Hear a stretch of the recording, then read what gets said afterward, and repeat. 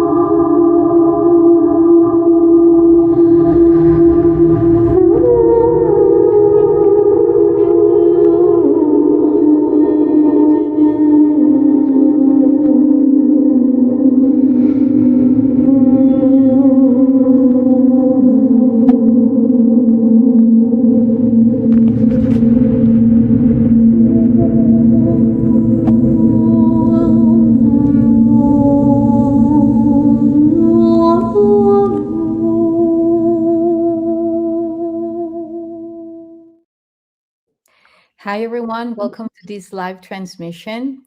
I am thrilled to have this super special guest with me today.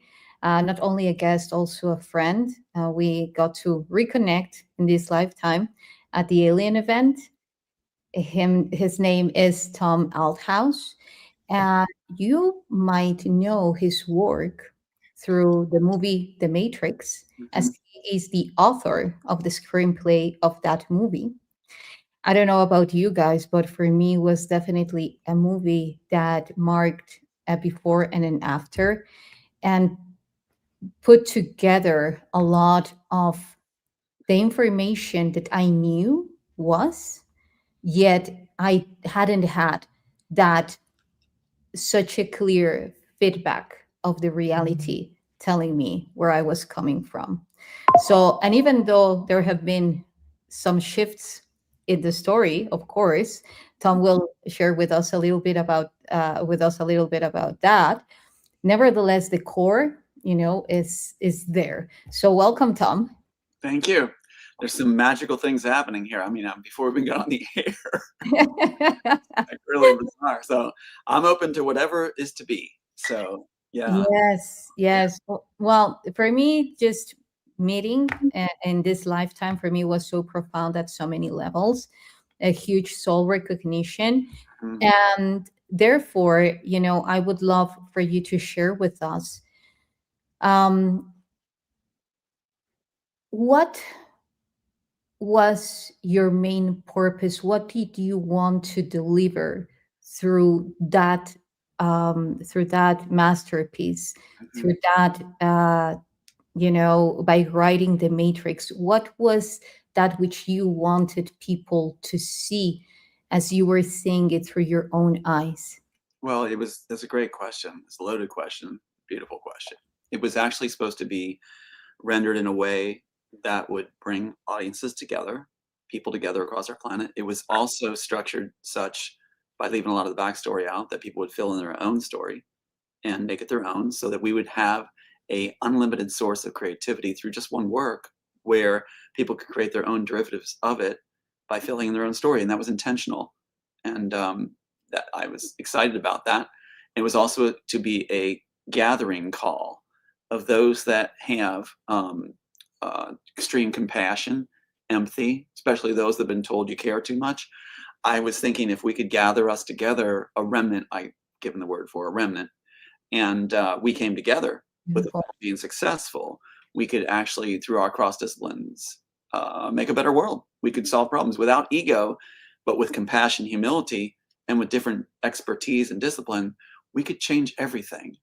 And that was intentional. And one of the things I had stuck in the film purposely was you see the green scrolling blips, right? The green scrolling blips. It actually comes from the DOS first like IBM program or computers, those old bunky TV things looking.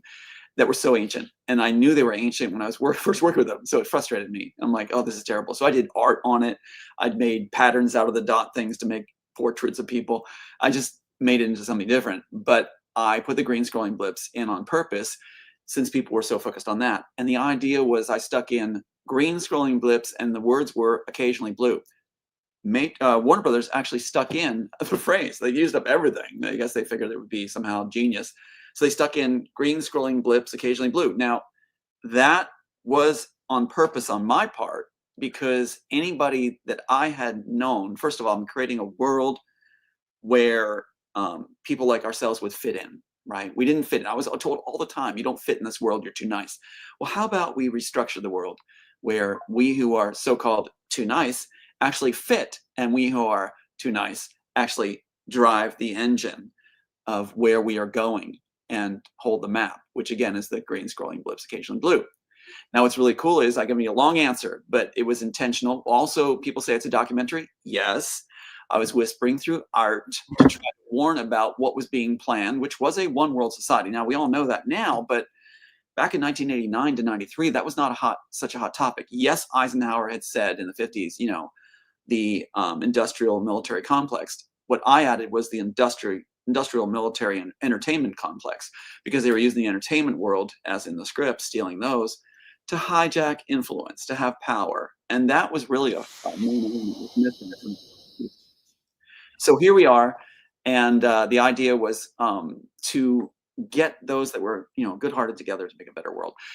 So those that would see the blue, occasionally blue, like a blue flashing through, I felt, as the writer at the time going through turmoil, that they would understand that blue flash. The blue flash among the green scrolling blips, and no one's ever really heard this before, would signal. A person that's been experiencing it would recognize that. Like there's a blue flash there, because that blue flashlight, not to echo a old soap opera, but becomes a guiding light. It's something that you see if you are a remnant person. And I saw this. It's not a cult. It's just we who are compassionate, empathetic, seem to have something being given to us that we would see. And it was like just a flash, blue flash, purple flash. And I think people might understand what we're talking about. And so Yeah. they're on purpose. Yeah. Yeah, definitely. Thank you for Sure. bringing that up, because this is how I see reality, and I always say it's like I put my mode on, and then the way that I explain is that through the hologram you see codes, and ones which pulses are brighter or faster, and Right. then you know that they are showing to you essence, like primordial codes embedded within the very same matrix, like gateways to Mhm. access or to exit, so that's genius. That's genius. Well, you you know just uh, hit the other layer to it. You just hit the other layer, which is the portal opening. Hollywood always puts in portals as bad, like that old Saturday Night Live skit with Tonto Frankenstein, and they're going like, "Oh, fire bad," and it's like, yeah, well, it's like portal bad. So they're all talking about in Hollywood, like they have the Transformers where the bird creatures come through if you open the portal, if you don't shut it quick, and the Transformers where they, lexicon, whatever they are, come through the portal, and it's like bad coming through. Actually, what I was given was that it would be good, that it would be something good coming through if we who were given the pieces would make our pathway to them that were above us, a dimension up. Now, yeah, I know all the religious leaders are going to tear me apart, but it's like, or try to, they can't. They want to rip me apart, probably, and stone me or whatever. But it's like, this is what was in there. It was like I was given this image of a higher dimension. It was like, and I felt it was being gifted to us. And it seemed like Hollywood knew exactly what was going on. I mean, why was I being groomed at a young age? Why was I being taken in and offered the chair at Robertson's organization? The televangelist, Pat Robertson, wanted me yes. to face the Christian coalition to rope in presidents and control them by offering a voter block of evangelicals and religious right, that if you do what we want, you get the voter block. And does that sound familiar today? So yeah, so what we got is I turned that down. Somebody recently said, a producer said, no one stood up. No one stood to it. I said, well, I did. I turned it down. You just don't see the people that turned it down because they got squashed later. Of But the course. idea is that Hollywood actually maybe knows about this. And so they render it into things like Contact with Jodie Foster, that old film. And they get it kind of right on purpose, but not right. It's almost like redrawing a map and making it bad, like Pirates of the Caribbean, you know? Yeah, how I see it's like just picking particles of truth Mm, and then polluting them, so yes. that the story gets all distorted. But I just want to mention something. Now that you were also talking about these glimpses, it also brings me like when you're capable to see plasma particles Mhm, suspended in the field, mhm, like as those gateways, which now brings me to the next question, which is Matrix, the etymology comes from womb, mhm. it's very much connected to womb. A womb is a stargate, it's a portal. So, was that a name that came to you? And mainly, what is for you the Matrix? Well, this is such a great question because matrix comes from them attaching it on, which goes back again, YssaH, to the idea that they knew what was going on, wanted to be more clever than us, the author and the audiences. So what they did was they put in an element they know on top of it. That's how I see it, right? So I didn't choose Matrix, I chose Immortals. And Warner Brothers, I think, wanted to keep that low down, kept that shut down because they actually copyrighted the Immortals title, not Matrix. There's no copyright on Matrix as far as, there was an old series, like it was done in Canada or something that had Matrix in it with Moss in it, the girl that played Trinity. So they borrowed a name from another series and stuck it on, pasted it on, which would fit like the idea of we're clever, we know what's going on, and we'll take the stolen work and attach this onto it and be smarter than the author. But actually, the idea of the Immortals comes the idea of a advanced society that longevity is ours. Actually, the story treatment begins like this: the Tower of Babel is complete, right? And man and woman has defeated their greatest enemy, death itself. But of course, it's only going to be for the rich and elite. And that's what Joel Silver, the producer from Warner Brothers, just dropped this name right now because he's the one that claims like, it's his story, took it in with his own spec money before the Wachowskis were even in the picture that claimed they're the writers.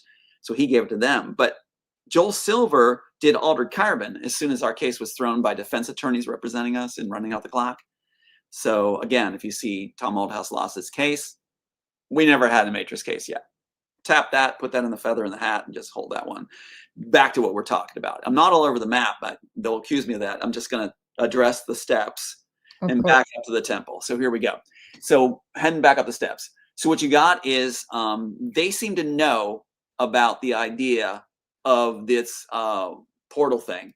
And what they want to do is shut the door on God, basically, if you will, whatever your faith, whatever you call it. Shut the door on God so they can be gods in our universe, having tapped what was given through as gifts to us. And that's why we're farmed as authors and visionaries who were actually selected to have it. So it's like you get a visionary who has it, boom, the men in black slam him down. And they take what he has and crush him and kill his sons in a Baal ritual, basically, right? And then the next one slammed down, and we're never to meet. Never should they meet. Isolate, alienate, destroy. And the FBI's in on this. But now we are meeting, and it's the right time. The Exactly. timelines, here's another concept. The timelines have been hijacked, right? Hijacked. But because of our natural talents, remember that code in the Matrix, green, occasionally blue, to bring together the great minds and visionaries like Yeah, ourselves? Well, that can't be hijacked forever. Eventually, we're going to find a way. It's like water with polarity. We're going to find a way to make a surface. And so we are, and they know it. All they did was buy time and confuse a lot of people and do some wars, but they also cashed in a lot on all the money, invested it like a bank profiting off of stolen stuff. But now we're back. So what's really interesting, we have all these signs occurring, and I'm telling you, I'm blown away. I like that red dot on my head. I mean, my God, I always said, Christian boy, whatever, and the beauty of this piece is it was meant that I celebrate your faith, not your religion. So I can be this in my belief system, you can be your belief system, and we can all converge and lift together because it celebrates that spark of faith in you. And anybody out there, if you're a Christian, go Muslim, Hindu, whatever, it doesn't matter. And it sounds like sacrilegious to say that, but actually, if we're celebrating your ability to have faith, that spark, then nothing will divide us as humanity. We celebrate that ability, not your religion. And I told people, don't send me your pamphlets, don't send me your doctrine. I don't want that. I'm going to celebrate that we each have faith, right? yes. Because your journey may go different ways. And if I don't disrupt your journey, you may end up exactly where you need to be if I don't muddy your journey. So I celebrate your faith, whatever you believe. It's fine with me as long as innocents aren't harmed. So that said, so here this red dot shows up in my head and my eyes changed color. I mean, these aren't contacts. This is like, my eyes don't look like this. And suddenly, as soon as I turned in with you, they turned like this. So I think there's a profound meaning for today's thing. And side note, for those that say, well, Tom talks too fast, I can't follow him. It's like, I think fast. A lot of us do, and a lot of the remnant will think fast. And I can't really slow it down because it's like putting my car in first gear. And it's like, you ever try driving in first gear the whole time? It's like, I can't really do that. So yeah, anyway. And there is something about it, you know, like when you just tune into your frequency, then even though if you get to miss some ideas, you're getting the main frequency, and that's encoding, because that's when you actually tune into the keywords of something that is being said, and then you put together the lines, as you were saying, you know, you put some concepts and then, or ideas, constructions, and then people put together the rest. I think that's super important, because then we're just moving beyond just the analytical aspect and actually start tuning into the heart. This Right. is my perception. So now, when you like the name Immortals, Mhm. so you're going beyond, you know, like you're going beyond the idea of this framed uh, reality, this linear time that once matter is once you transcend matter, then it's done. But the thing is that now bridging that into, you know, like the movie and how you truly wrote it Mhm. is, so we have this concept of this illusion, you know, what we get to see, which I related a lot Mhm. to the use of the holographic field. You know what is essential. You are essential. I am essential. The people that is connecting heart to heart is essential. Right. Then the moment that we shift our perception is that it's not like this disappears. It's, how I see it is more that it disappears to our perception, because we're only capable to see that which we resonate with. Mhm. Again, codes. If Right. you resonate, you will see the codes. So why did you think of the name Immortals? And how does this immortality relate to the way of whether living in alone in Mhm. this reality, in this illusion, whereas moving forward into a community where you feel part of? How does immortality feel, or what role does it play in your construction, in your mind? It's a beautiful question. And first of all, I want to show this too, since you just brought it up. There's Yes, the original work, and there's a PAU number on here. Anybody can look up in the Copyright Office just to establish legitimacy. absolutely. 128 pages, jacks, the necks, squiddies, everything's in here. Identical figures facing off, the same ending. The Wachowski said they were keeping the same ending. It's all here. And these people identify it as, you know, in-house at the Copyright Office. This gold seal, you couldn't manufacture that. You did not create a whole machine shop, basically. And everything, you know, bolted. This is all copyright proof that this is the original work. And this is the 1998 version used and set in 1999. So now we have a guy who got on and said, and I'll answer your question, but I want to point this out. One of the new spins they're trying to throw is, oh, he bought that from the Copyright Office. I don't, you know, I wrote because audiences were intelligent. That was my idea. But some of these players are throwing at us now. Really, I don't think they've got a single cell firing or synapses. Not to be mean, but I don't think they really are that smart at all. And maybe they're frustrated, and that's why they anger out and do like 30 episodes trashing. But the thing is, you know, if you're a writer, you enter this into the Copyright Office, right? This was a 1998 entry. And then what happens is, if you need to prove in court that you wrote it or to the public, you can order your copy of your work, and it shows that it was stamped at that date. In this case, 1998, before 1999's showing. So you're not buying your script. You're proving that you wrote it, and they're holding it for you as custodians and having the date set and stamped at the Copyright Office to show it. Does that make sense? So this spin on it is just unreal. They're running out of arrows to throw. Now, the Immortals. Picture yourself, there was this Viking movie once, right? And I'm going to answer the question visually. I like visuals to answer, and that's how I wrote it. So, okay, there's a scene from a comedic kind of Viking show, and it's really, really well done, actually.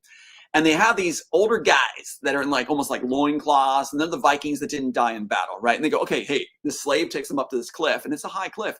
They're looking over the cliff going like, okay, you're going to join Valhalla by jumping to your death. And the one guy's like, okay, Valhalla, and he dies and smashed really gruesome, right? And the other guy's like, I don't know, there's sort of a natural impulse not to jump and things. Okay, the reason I said that and put that picture up is because that's where we are as a society, right? Now, all of us have our faith shields and things like this to go, okay, many say like, I can't wait to, be with my Heavenly Father or with Christ and things like this. Okay. But the thing is, besides thinking this could be heaven on earth right now, if we structure it the right way, as my screenplay was pointing out, and worship God forever, here on this plane, rather than rolling the dice where people say, yeah, take the chance, you might as well accept Christ and, where you get into heaven if it's true. But it's funny because even Monty Python did a thing where they're like saying, okay, they're lining up, all these people are lining up with their different faiths going, sorry, you're Jewish. Sorry, but I'm sorry, you missed it. Sorry, no, it was actually the frog worshippers. We don't really know, we're guessing. But think of that image of the guys looking over the cliff going, I don't want to jump, I don't want to jump. A natural instinct, okay? So basically my point is we all at some sub level at least fear death. Anybody that says they don't, I don't think they're telling the truth, or they're not in touch with their own feelings. We are designed that way not to want to exterminate our lives. And the only way we do it is when we're in desperation, I think, or feeling hopeless, people don't understand and things like this. And maybe we will come to that point, hopefully not.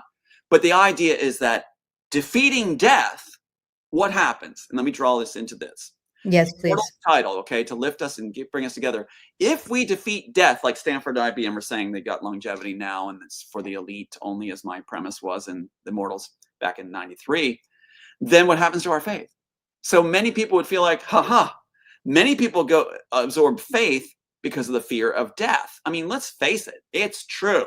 And so what happens is if death is defeated, it's like, oh, shoo, now I can party.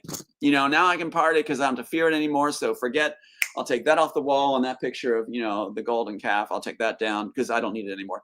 That was the idea, right? That was the idea that man and woman defeating death, what happens to faith and religion, right? And so the elite in the story don't believe in God. They believe in their own powers and science. And the outside the program, those that are untainted outside the program, live in squalor conditions. And they are encouraged by the those in the program, the red pilled, to keep going and holding on to their faith, so they'll accept a shorter lifespan. That allows the elite to have cognitive development and everything like that, while the poor are no problem for them because they barely have the babyhood of compared to their lifespan. Does that make sense? Yes. So yeah, go chime in and I'll finish with more. But yes, it does. You brought me to the Osiris code. I call it that way because it's we are constantly being told that, and I feel it this way, like fear is the only thing that limits us. Right. And what is the primordial fear? Fear to death. So once you transcend it, as Osiris did, like he passed away 3 times and came back, like held by Isis and so forth, even though they were not their original names.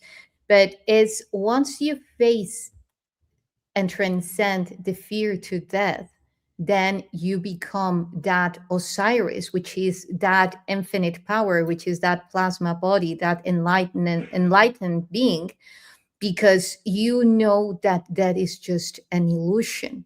So it, as you said, it's just about how I see it is showing through that test that you are not invaded by fear.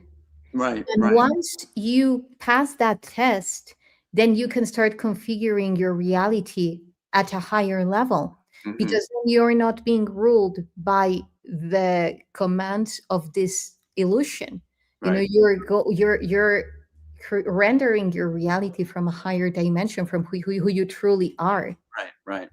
And I would just add too that there's a comment which I appreciate. I think it's a brilliant comment about not all cultures fear death, and bravo, true, yes. But go back to the cliff image. I think this was why it was given to me. If you're on a cliff and you don't fear death, are you still going to jump? It's like, it's like fear of losing your loved ones, fear of leaving your loved ones behind, fear of regrets, fear of, I mean, there's all kinds of fear layers that go with the death. So I'm glad that comment was made, because it is a layered cake. I mean, there's a lot that goes with it about, are we going to exit this lifetime, right? So, and then if you have compassion, like for me, I said, like, what kept me going through all the horrors that were done, including the death of my sons that were mocked in my face by the players that were involved about the death of them, and claiming it was because I was in a cult or something. The thing that kept me going was compassion, because I realized that if I ever did give into the despair of this, right, that I wouldn't be able to help anybody any further on this plane. So I was like, that kept me alive. Compassion can do a lot of good and keep you alive. I also want to throw in something I just saw the other day. Oh, go ahead. Comment. And, No. and what do you think about hope? Mm.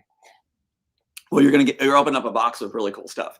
There's going to be a lot of the lollipops or marbles. Beautiful. So basically, what I teach now, when I was writing the piece, I got the download of layered feeling and layered thinking. I think we discussed this before. And it's like layered feeling. Right now, we're being told, okay, like even Hollywood directors will sometimes do this, where they'll go like, okay, give me fear, or give me anger, or give me, and a lot of people teach that way. But that's not how I taught. What I did was I taught, like, let's link in layers of feeling. So let's do hope, right? And let the body transform that into what it feels muscle-wise and everything else. Your body will listen to what you tell it. So if I go hope right now as a blank slate and go hope, I feel lifting in my cheeks. I feel, you can do it to yourself. You'll feel like these different things happening on your body. Now, if I have hope and adoration, now we have a dynamic. Instead of one note on a piano, we're playing more of a chord, right? And then if we add one more thing, let's say hope, adoration, let that formate. And now I have a different feeling across my forehead and things like this in my body. This is why I got awards for performance. The audience doesn't understand it all, but you pick these layers, right, that fit the piece. And so hope, adoration, and confidence. Beautiful. Wow. Oh my God. Yeah. Now I'm ready to present myself to the world. It's like, yeah, let's bring it home. See what's happening? My eyes changed completely, everything else. So what I'm saying is that's what I teach. So the dynamics are missing from a lot of human. I'd like people to comment on this too, what they think. A lot is missing from the dynamics that are naturally what we are created, designed, whatever way you want to put it, whatever your faith is, or belief system. It's like we are dynamic beings, and we've been dulled down. I think we'd all agree that we've been dulled down, right? Like, and it's like, show one thing at a time so you don't scare people, otherwise you're crazy. No, I picked 5 things. I was on a shoot with an LA director from Ram Films, right? Remember it clearly. And the sound man said, Tom's playing too much of, desperation or something. He said, nope, he's playing this. He named 5 things. I said, he nailed it. The 5 things that I chose without us discussing beforehand, he nailed it. And he said, so shut up and do your job. Let Tom do his acting. So it was really cool, because when people see that, they're drawn into the play. But in real life, think of the beauty of 2 people. And I'd love anybody comment on this too, if they've experienced this too. 2 people looking at each other that love each other, choosing to show layers of feeling, right? The courage to show layers of feeling. They're all positive. What an exchange. What a conduit. What a doorway to enhance, just dynamics between you 2, where you lock in without even words needed said. Or to a newborn baby, showing 5 levels of positive as the parent when they're born. What a welcome wagon. You know what I'm talking about? So that's what I'm talking about. So yeah. And one other thing I want to throw in, and then back to you, is this. I just watched the show on Euphrates and the origins of, man and woman as far as we know. And I had never known this. I was told that, like, remember I wrote the Tower of Babel is complete. And I always thought Tower of Babel bad, Tower of Babel bad. That's bad, trying to reach God. And I thought, that's kind of silly. Well, how are they going to build a ladder to God, or a ziggurat to God? Turns out that was misinterpreted. That the ancient society actually was building that tower, if you will, like it was like 7 layers or something, to worship and to honor the heavens, God. It wasn't meant to be better than or reach Him to show we're better than. So it was totally twisted in the scriptures. It was totally twisted around. It wasn't a bad thing. So that was just shown to me last night. I saw it on a documentary, just loaded in my lap. So things are coming to me now where I'm like, yeah. And another thing that hit me too was I was watching a thing about Cortez and Montezuma. Did you never hear that phrase about, no, promise I'll give it right back to you, but I'm just kind of. Yeah, it's okay. Go for it. I get into work and when I write in the layers and feeling like audience. No, I love it. Go for it. That's how I am, so dynamics. But anyway, we hear about, indigenous people in America, when the tall wooden ships first appeared. How many people have heard the story about, they thought they were clouds because they didn't have a concept or something familiar in their minds and experience to identify them with. So they thought they were clouds. I thought it was a fascinating story. Turns out Montezuma was ahead of the game. What Montezuma did was he had a number of his scribe artists draw the ships.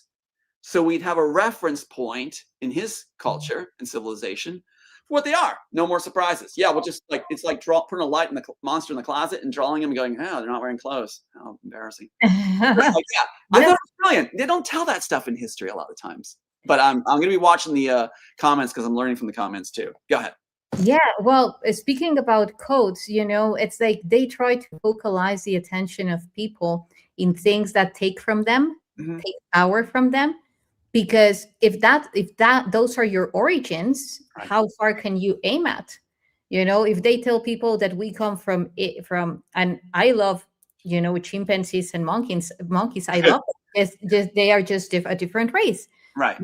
So if that's that distorted the story that they gave to us is, then how far can you aim for that? Wherever you try to aim to reconnect with your origins will always have a false range of reaching there. You will be missing it. So the thing is that when you were talking about the Tower of Babel, I was going into all these stories of human evolution and mythology and so forth. And one of the things that I have found, and I do truly resonate with, is because, again, as I told you, I work a lot with the holofractal field. So it's like, okay, I see the Babel of Tower, and perhaps I see the foundations. Perhaps I go into the specific place where it was being built, and I can see the structure. Nevertheless, if we're saying that all of this is information and we live in a field of infinite probabilities and everything can be and everything can't be depending on what we're feeding with our life force, then there is also this reality where the the Tower of Babel is showing me that we are creating a vortex that is so powerful every time that we unify our language. When we unify the way that in which we communicate, that's the way that we reach heaven, not because we want to be higher than perhaps God itself or a galactic being that name himself God, whatever. It's about perception, and that's something that it's so deep within the immortals or matrix, because it's easier for people to relate with it. But it's that capability of perception. Perception can bend energy. Perception can transform your reality in situ. So what would you say about that? I think it's just brilliant. I'm just like soaking it up. I love the comments. I love what you're talking about. I'm just like, woohoo! Because when I wrote the piece, when I wrote this thing, what I was doing was I had to come from a place of compassion and humility. If you're going to serve your audience, you have to have those two elements. And I felt like the higher levels wanted me to learn that. I don't have a name really for them, but it's like compassion, humility. So that tells us there's benevolence that guides us, right? Benevolence. If that's the requirements before I put thing to paper, because we know Hollywood's basically ego and conceit, rehash and mock, but this was written with that in mind, compassion, humility.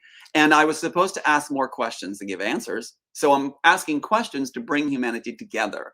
So I'm not on a pedestal like J.J. Martin signing autographs at the Game of Thrones convention or Comic-Con. I'm going to be with you going, let's discover what we can discover and lift what's possible creative-wise, because also the plan was to give my copyright over to everybody so I could enjoy as the author others creating their work, and I can see their stories put in, their personal stories. So every time you brought your mortal story, not Matrix, they put that on, mortal story in, then I learned about you by watching your story. We all deserve to have our stories told. And the idea of the jacks at the back of the neck was that there'd be a library of memories. They stuck it in Interstellar with Christopher Nolan there. But the thing was a library of memories where you could live your ancestors' memories with just feeling what they felt, literally step in their shoes, right? like the Adam Sandler movie they did later. So you'll feel what they felt at their most shining moments, their most. Wouldn't that be amazing to feel profound moments of geniuses, of relatives, of loved ones, right? Think of a grieving parent who lost their child, and you get to share the moment where they felt so close to you, to their whoever they believed was their God, and things like this, and memories they had, and it's like, I would never want to put that book down. I would never want to detach. Basically, that'd be the only danger. Is I would love immersing into the people I love, their thoughts, their journeys. It would sure make me talk less. I'd be like, I want to just stay at the library, and feel what they felt. If that makes any sense. Yeah. Yes, yes, yes, of course it does. And speaking of which, you know, when we talk about just going a little bit about the fear aspect, because there is also a part in the movie, the story, you will tell me, Mhm. where they are meant to do that jump, as you mentioned in the Viking show, Right. you know. So that leap of faith, Mm. of a hope that you're just, I think it's vulnerability. So what would you say from your experience, how does vulnerability has helped you to restore hope in you and being inspired in doing the next Immortals or Matrix, like that Well, version that you have talked about with? beautiful, beautiful. Well, I hope I answer this properly, because I think in layers like a writer. It's great for a writer to think in layers where you see all these things at the same time and move around. So if I get on a different tangent, bring me back, because I'll be on a right tangent. This looks fun. Follow that one. But Okay. the idea was vulnerability really is a nice component mixed with um, humility. And it also fits well with compassion. You find it with the layers of feeling, right? Is you start to see which ones mix well, almost like chromosomes. It's like which ones come together best and make the most beautiful, we're talking about color coding them now. We're talking to the Pentagon now. Actually, NORAD, Pentagon, CIA are actually contacting me now because they know I wrote it. Isn't that wild?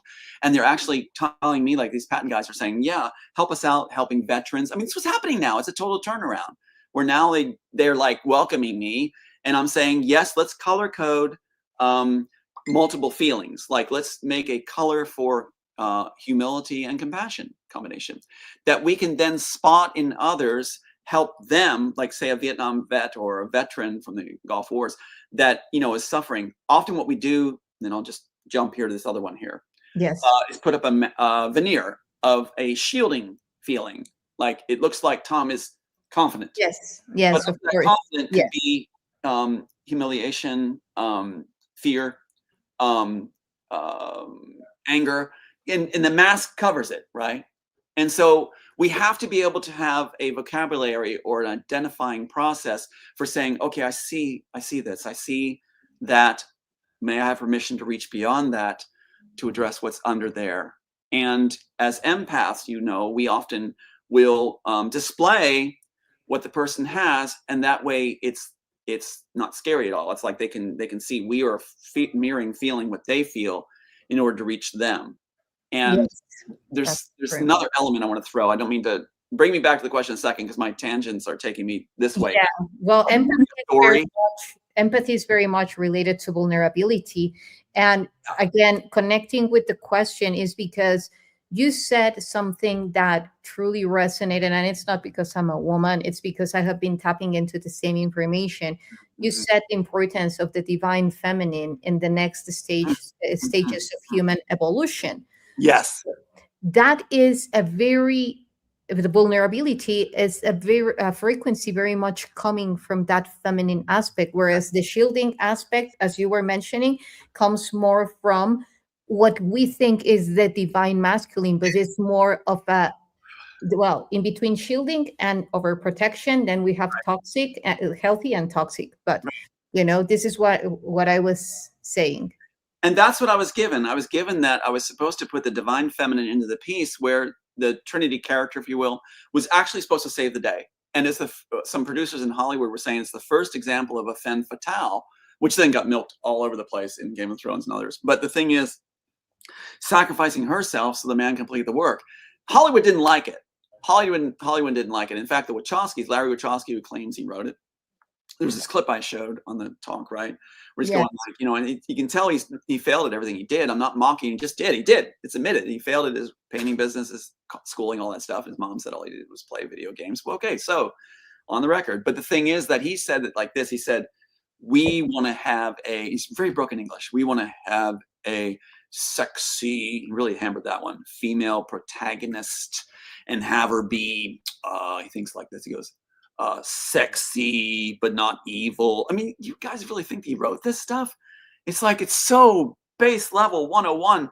They bring failed people in so they can claim it in-house. That's why they think they'll be loyal. But the thing is, that was his view. My view was divine feminine, classy, intelligent. It's in the descriptions in the original work here. Divine was like classy, intelligent, with a look that of discernment and intelligence would frighten most men. What I got given to me was that we are held back in our development as a species because we have not allowed the divine feminine to reign, to take position. And there needs to be a balance. It's not there. We still have a male-dominated world. We really do. And the women that step up often have to appear as if masculine in order to take their place. And I think a lot of career women would understand that. Maybe it's going away a bit now, but don't a lot of people think that, you know, as a woman in a career, you have to be like, play their game at their field and their level instead of using your gifts as a divine feminine, which men are afraid of, by the way. I'll give you the inside locker room fear there. As I, you know, came out of that world, it's like they're afraid of this. Very much. I mean, you see the president, Trump, you see Pat Robertson, the evangelical, you see, or not evangelical, Satanist, but they're all saying the same thing is, you can tell that guy's successful. Look at his wife. What is trophy wife? And what was the Wachowskis promised at the pitch session by De Laurentiis that claimed they wrote the Matrix? They were promised fame, fortune, and beautiful starlets, as if they're a trading commodity. We're in slavery still here with divine feminine being shackled, knocked down. And now we've got like the, you know, not to step on, I don't believe in the politics garbage. So if I step on political toes, I apologize. I don't care about it. It's garbage in the game to me.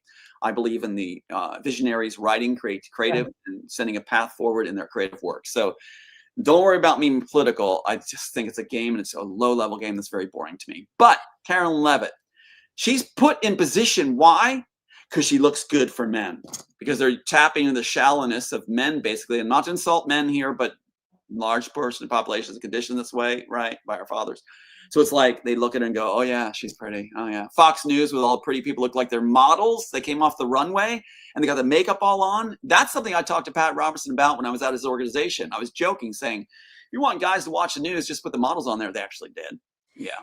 That was the woman in red part of what you wrote. There you go. Yeah, the whole thing. Yeah, that's a good one. No, they borrowed that because I was pitching the idea. Well, actually, in the Immortals, right? In the Immortals, get this. Yeah. You're so good. These are good questions. You guys follow our channel all the time. It's just amazing. So in the original work, right, we have the 12 minutes of film, which is 12 pages, and then we get the credits. In the credits, before Spielberg did it, right? Remember that Schindler's List thing? Well, he got it off of this. He actually did, because in this you have the Auschwitz is in here, mixed with the crucifixion, mixed with the CIA, mixed with, and the idea was to tease the audience on how all these can tie together. Well, Neo and Smith are part of the CIA in the beginning backstory, and that's why the CIA are helping us now, apparently. But what's interesting is you have the little girl in red, in black and white footage, and she's got the, you know, the little doll tattered, and she's crying because in the mud because she lost her family and she's at Auschwitz. Spielberg took that. So the lady in red is actually the little girl in the story, which represents Neo's daughter. They took out everything they didn't understand and stripped it apart. Yeah. Yeah. And so that cause and effect, yes, cause and effect is in it. But they took everything they thought was cool out of that piece and lifted it into a visual storyboard. You can look it up online, 600-page visual storyboard, which is flattering. I mean, it took this 128-page script and came up with 600 visuals they thought were cool, including the shoes walking, the jacks to the neck, the robot-like agents, the little girl at the train station, all that stuff is all in here. So what they did was they thought they could make it up on set with what they're familiar with. They told the suits, we'll steal it that way. We don't understand it, they said. And even the suits said, we know we have something cool. We didn't understand it. It's in an article you can look up. when Why God. why in red, Tom? And then I would love for you to tell about the red pill and the blue pill, because that's one of the things that didn't make sense to me. It was like, just it doesn't look like it's that way, but we will get there. Why a little girl dressed in red? Why red? Why like what was the code that you, because what I'm trying to convey through one of the things that I'm trying to convey through this talk is so that people know that whoever wrote the Matrix is a genius. Mhm. So you are that person, and that is, it's like, what were you thinking? Because I know that it's full of codes. Yeah, The it is. Matrix Yeah, is full of yeah. codes. So why red? Well, first of all, too, I never knew that lifting all those visuals, like shopping a Porsche in a chop shop car area, Mhm. it would somehow carry a message still, and they couldn't get away from it. That's why they stopped doing interviews until our case was thrown. But red, because I, as the author, was being crushed by Pat Robertson's organization when I said no to controlling presidents and being that face the Christian coalition guy that would use the voter block. So when I said no, I lost everything.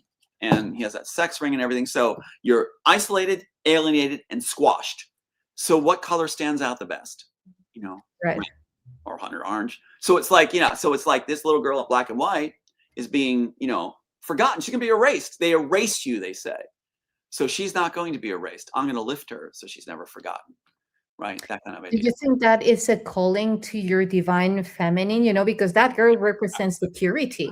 It's you uplifting, and actually, a red is a very feminine color. We know that Mary Magdalene, Right. on like a lot of priestess would use that red color. And I promise I didn't chose this cap for that reason.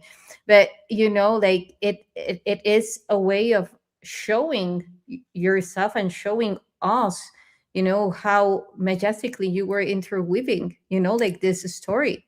Thank you so much for doing that. Thank you. What's really beautiful, what you just said too, another layer of it, the beauty of it, is that I was given to make it straightforward and simple as much as possible with layers. Now we're back to layers again, right? So take the feelings again, anger, or say adoration, right?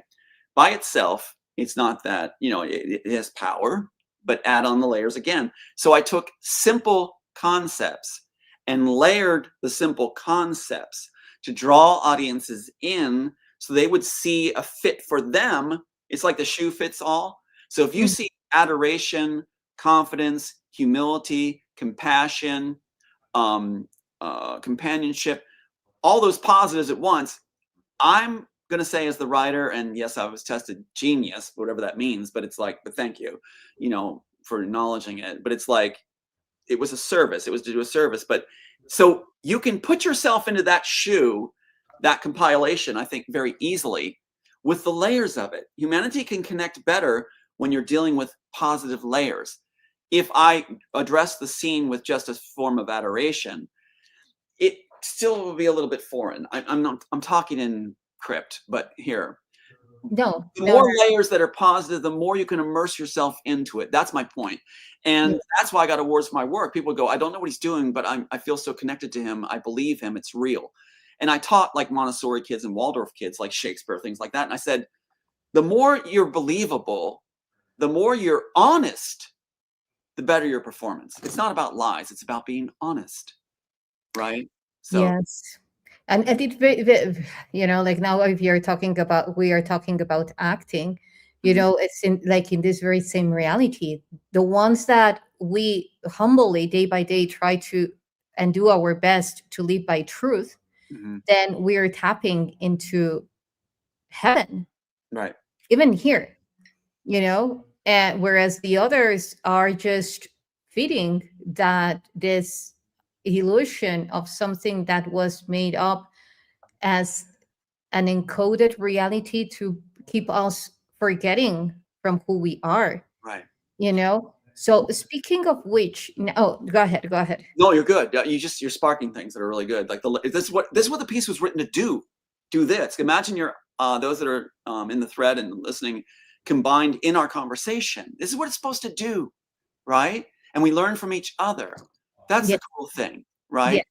And Yes. so the idea too is that in our society now, they've been slowly turning the screws or turning down the dimmer switch on people mattering. I think like we go back to the layers of fear of death, right? That there's a layer combination there also that's dark. And I wanted to alleviate that. And so get rid of that. One of those fears is being forgotten. One of those fears is feeling like, I would just throw out for many people, not all maybe, but many people may have the layer of that you're don't matter. You just don't matter, you know. And that's why the Hollywood scheme is so horrible. I hate the Hollywood. I'm never going to step on the red carpet because I mean, even though they're telling me in Hollywood, you know, we know you wrote this, we're going to give you credit back now, and the CIA is giving credit back now, but still, I don't want to be on the red carpet. I don't want to be on it. I don't want to be on it. But the thing is that people, the right way it is that we start to give off that everyone does matter, that we connect in layered feeling and show that, and we shed the shackles that have been put on us out of this simulated fear. Which I want to say something else too is that people say we're in a matrix. Let me just jump to this one because it does kind of rhyme Yeah, on you read my mind because that's where I was the heading to. matrix. People say we're in a matrix, and as far as my opinion as the author, which I was asking more questions and answers, yes, true. But my personal opinion, to add with all yours, is that the matrix construct they're pushing now, which Warner Brothers actually brought in Neil deGrasse Tyson to be their spokesperson. He doesn't know about the Matrix, but now he's supposed to be the authority on it. That's a game, and that's sad because I looked up to him for explaining astronomy and things like this, and then they bought him off, and now he's the authority on Matrix. It's just sad. He needs to get back to what he was good at. But the idea was that they're let's see, I just lost my train of thought there. Oh God, I had an important point About the Matrix. Yeah. Oh, that we're not in a simulation. Take it from me, and add your own thoughts as you're allowed to take to it.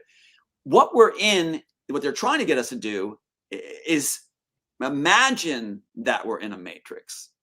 They want us to create our own jail cell by giving into the idea that we're in one, visualizing one, and entrapping ourselves in an illusion. We're not in a matrix. We're in a natural universe. And I don't mean to step on toes, but take it from the author. My intention, at least with the original work, is that is something done by the architect for you to enslave yourself and give up your own free will by using your free will to create your own jail cell and create that illusion and step into it and be confined by an idea. Does that make sense? So break open those bars. It does, and I love that you say that because, for instance, when I see how they construct realities, because like again, in a multiverse, in an infinite field of probabilities, everything comes a reality wherever you feed your life force to. Right. So this is why we're so powerful. So now there are different lattices, more going into the quantum field. There are lattices that construct through space-time geometries reality. They build based on the different gradients of energy, matter, mass, matter, and so forth. The thing is that, would you say that this reality is at some point, because I get perfectly what you're saying, like how they put in front of you an idea so that you consume it, you eat it, and then you start creating your reality based on those nutrients that they fed you with. Mm-hmm.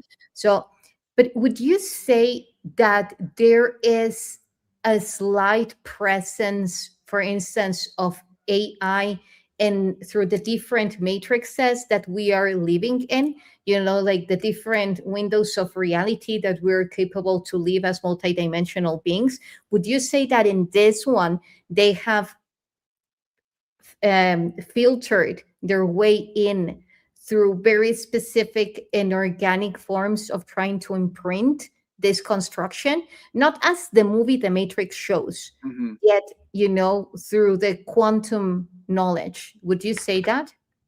Or no?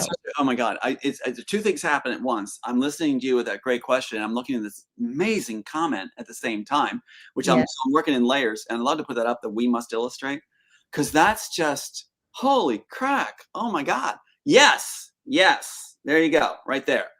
Through art, we can be the leaders. Through art, they don't have the creative abilities and things like this. And yes, we can make this like heaven on earth kind of thing.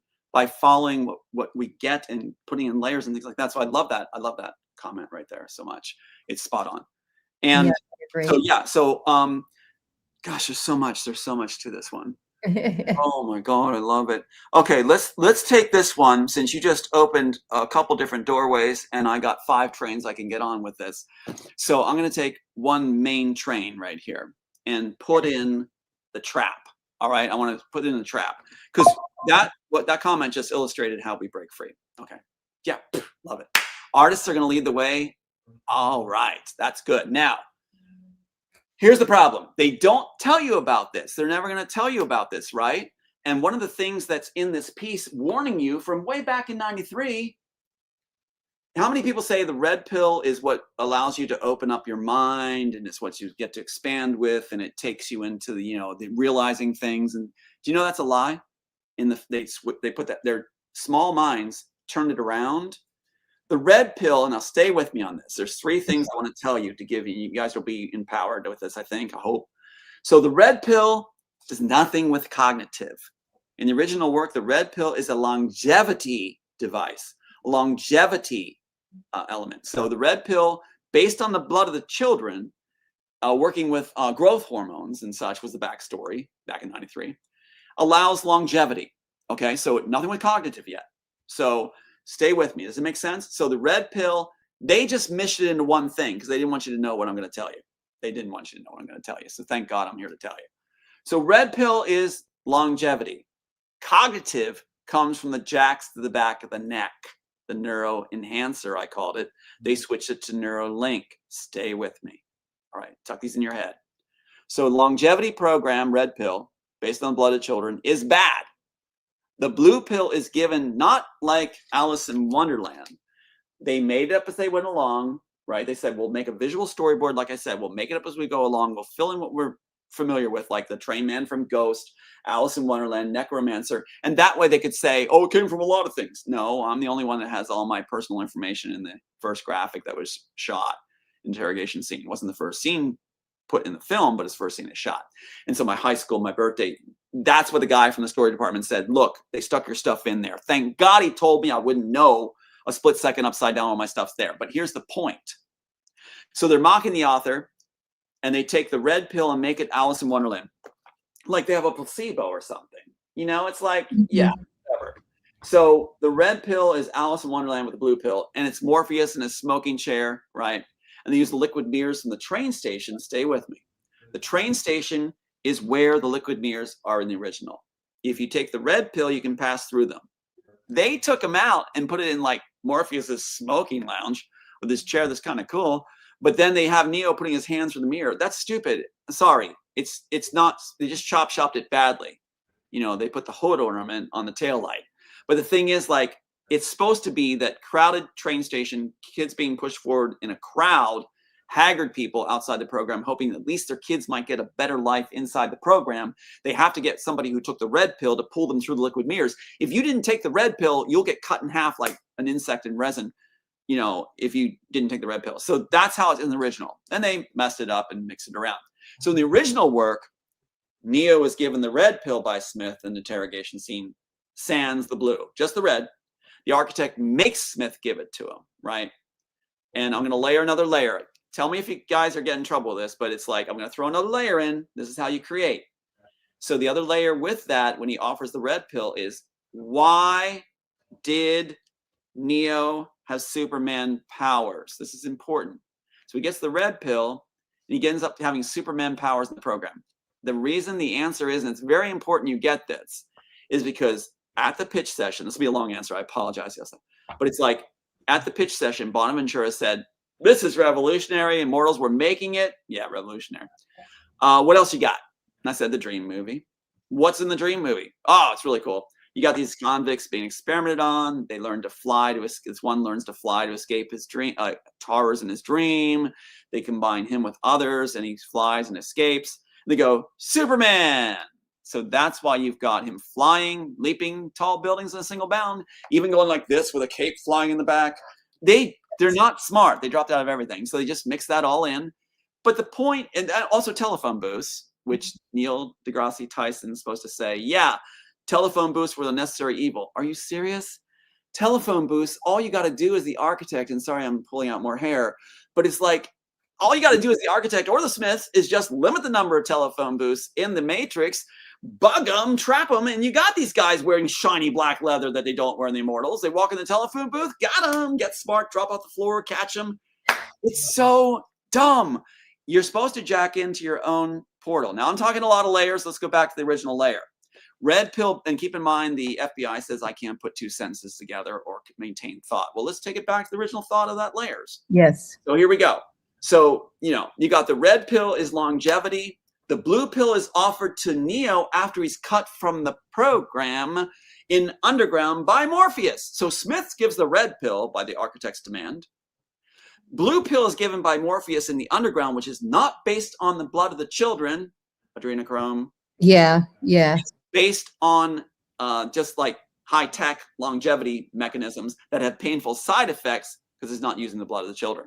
So when anybody says they're red pill, they have no idea, and they don't have any idea, right? A lot of people say, I agree. It never made sense to me, and I hadn't met you, but it was like, isn't it supposed to be the other way around? Yes, and I wonder how many in the audience got that. If you got it, God, or whoever you believe, bless you, right? I mean, yeah, because that's what it's supposed to be. A child, ask them, what's good, the red pill or blue pill? They'll probably say blue pill. The blue pill represents the author's eye. They're going to see what I was trying to warn you, like a documentary fashion whispering through art. That's the blue pill. You get that later with painful side effects that if you want to do good and go into Smith and architect, take them on again, get back in the program, there's going to be a cost. It reminds me of the movie Dune. Dune. Yeah. The blue liquid. Nice. Yeah. And now that they're bringing, like the the methylene blue and so forth. Yes. And so it looks like I ate spice now. That's what's going on here. I feel like I have spice eyes.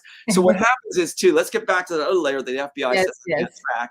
So you got longevity program is the red pill, right? And please do say you're blue pill. It would mean a lot to me if anybody could do that and say the red pill is based on the blood of children. It's bad. Hollywood switched it. So everybody basically says they're ingesting the blood of the children is a good thing. Switch it for me, please. I'll love you for it. Okay.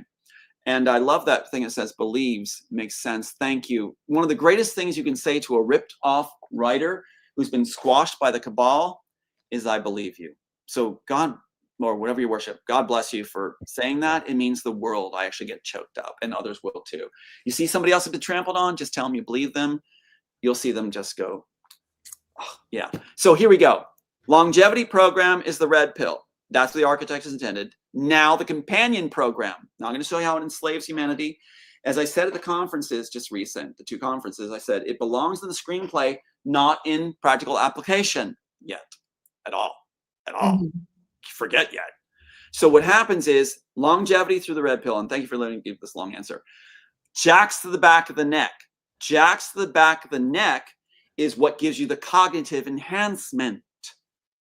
Looking up to computer readouts, things like this. It gives you an adaptive collar. And the White House just released, get this, YssaH, after I did that Hollywood thing with you guys, and I said about, that on the transhuman panel, and I said about how, that they got it wrong with the filaments where Elon Musk is saying it'll do least damage. And he apparently didn't page ahead to the last pages where it talks about harmonics and adaptive collar where it doesn't damage tissue. Yeah. Well, right after I said that at the conference, everybody was so gracious. The White House announces they're going to go ahead and do one that doesn't, and make it the enhancer. When I have something for you. There is a nucleus in the left part of the brain, just above, in between the cerebellum and the occipital. The name is endorestiform nucleus. Mm-hmm. They stopped any research on that body.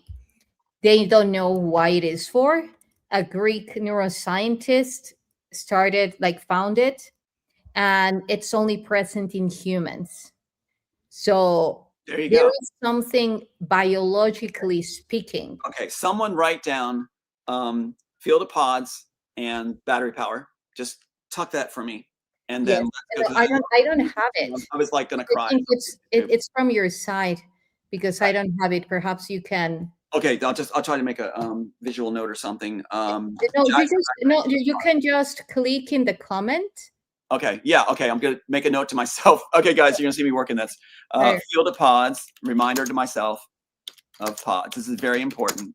Okay, and free will. Okay, here we go. And battery. This is not a good sentence. I'm graded an F on this one, but okay, I spelled battery wrong. Okay, I'll get back to that in a second. Now, let's finish the equation. Here's what's gonna enslave everybody. Are you ready? Here we go. Did I put it in comments or private? Yes, no, private chat. Private chat. Oh, sorry, guys. Okay, wait 1 second. Cop it. I promised them I'd do it in the comments. So here we go. I'm going to put it in the comments just so you guys can all see it. And if I skip, it's not letting me put it in the comments. Okay, whatever. Okay, well, in heart, it's there. Okay, so anyway, back to private chat.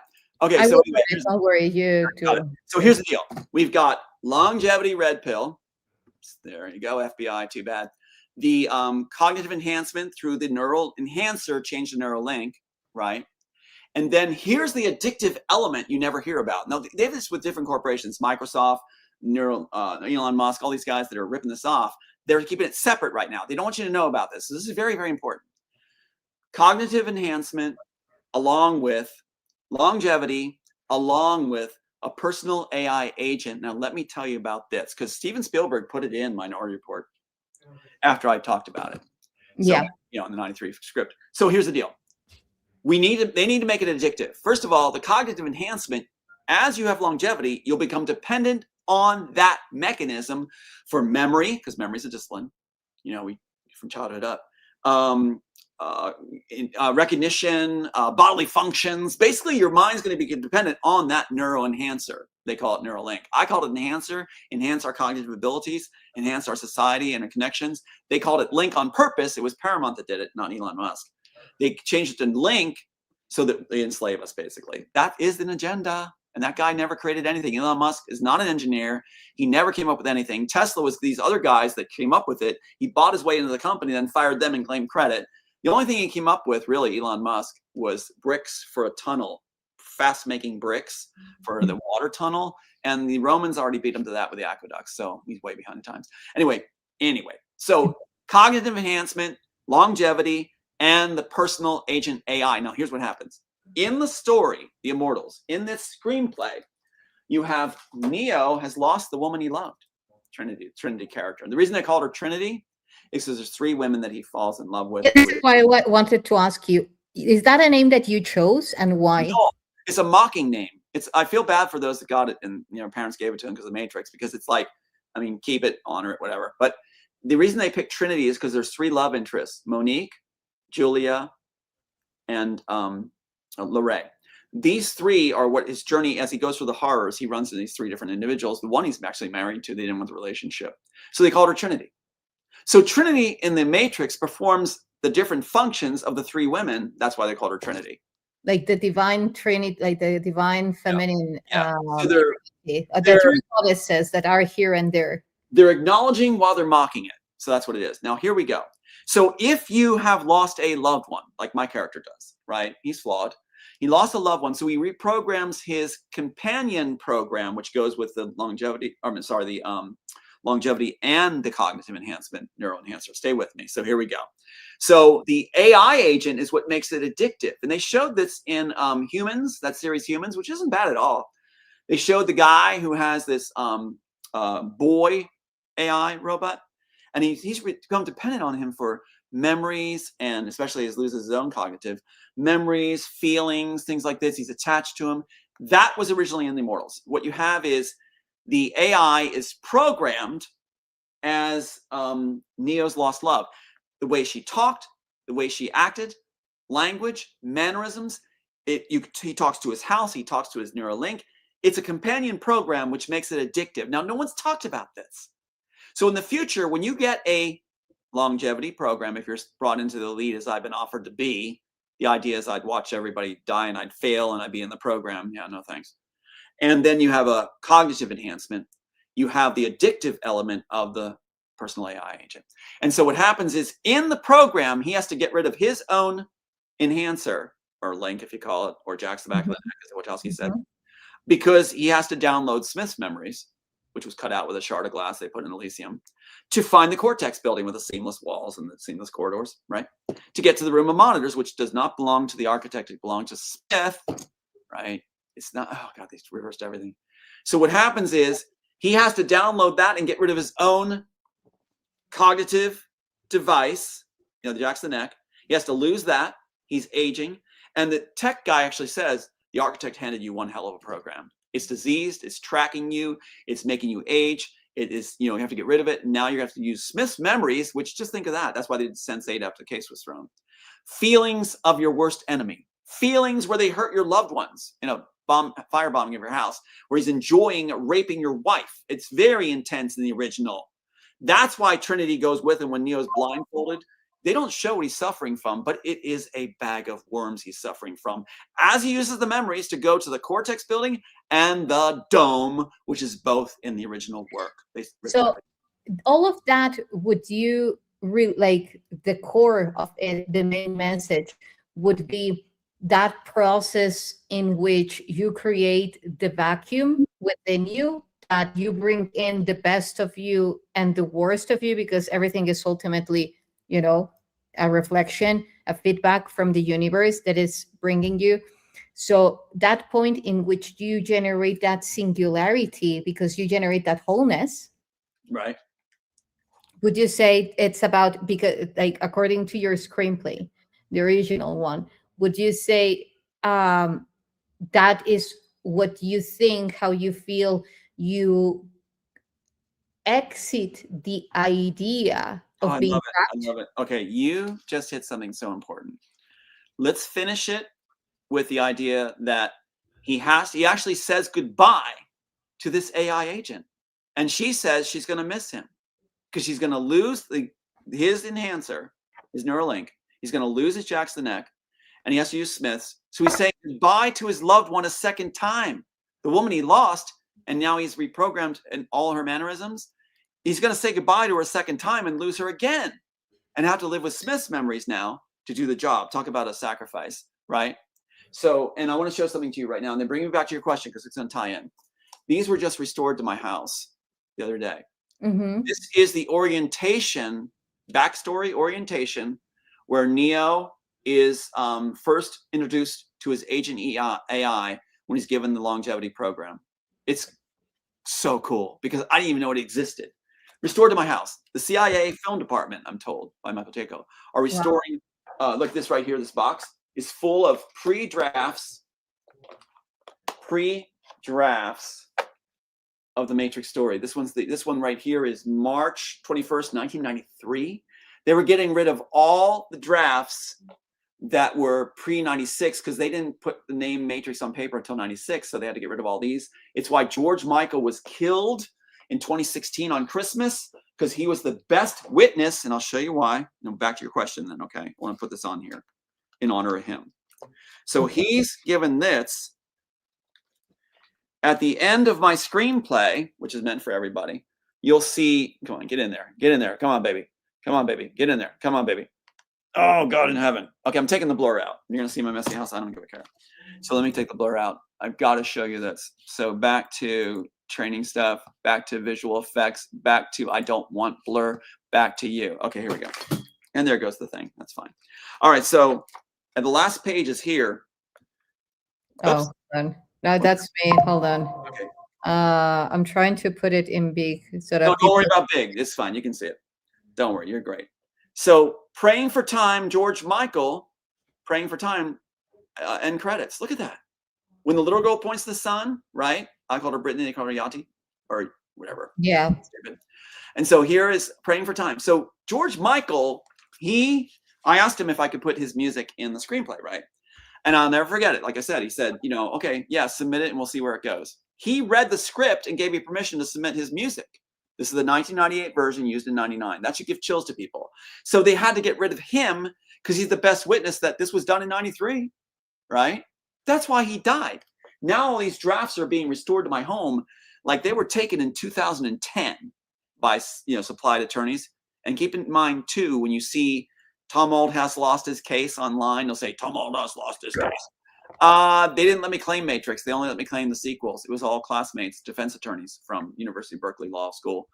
And so they didn't let me claim this matrix. They only let me claim the sequels. You can't win just claiming the sequels, and gave me a legal contract to bind me. So just know we haven't had the matrix case yet, so we can actually get our world back with our elements in this.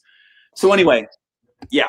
Now to your question again, because I had to field that back to that. So give me your question one more time, and I'll give it due diligence. Well, actually, now that you have brought that up, because then this is why I was asking you about hope and vulnerability, because I know that there is a lot of people that would definitely be watching the next movie that you will be doing about this, the one that you have mentioning. And there is something like when you talk about the eyes, your eyes, and how they're shifting, and when we bring, for instance, the character of the oracle, you know, and then, for instance, I every time that I get to see, and the oracle, I don't know if you wrote this part, but it said, no, you did mention to me. Mhm. Oh, no, wait. It said that it's, I think Morpheus says at some point that it's one of the oldest programs in the Matrix. Yeah, it was one of the oldest things in my screenplay when I was writing it. It was early on. The So oracle was there, so that's a nice mock. the Yeah. thing is that, for instance, I hold on. Let me. Okay, here I am. I will also need to remove my. Uh, Let me see.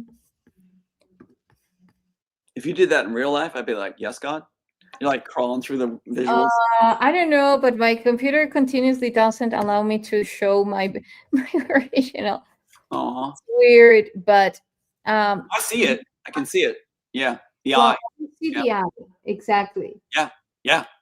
And Okay, that was intentional in the original work. The oracle as actually, I mean, it's but none let of me tell you, just let me tell you where this is from. So this is an ancient artifact, and we like you will see that in many of the ancient artifacts. Actually, you will find eyes everywhere, everywhere. Mhm.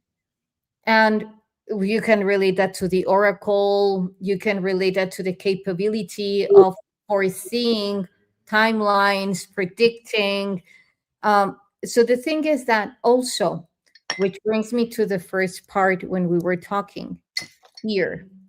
So, two questions. The first one would be, do you think fear is influenced by the fact when you know what is going to happen?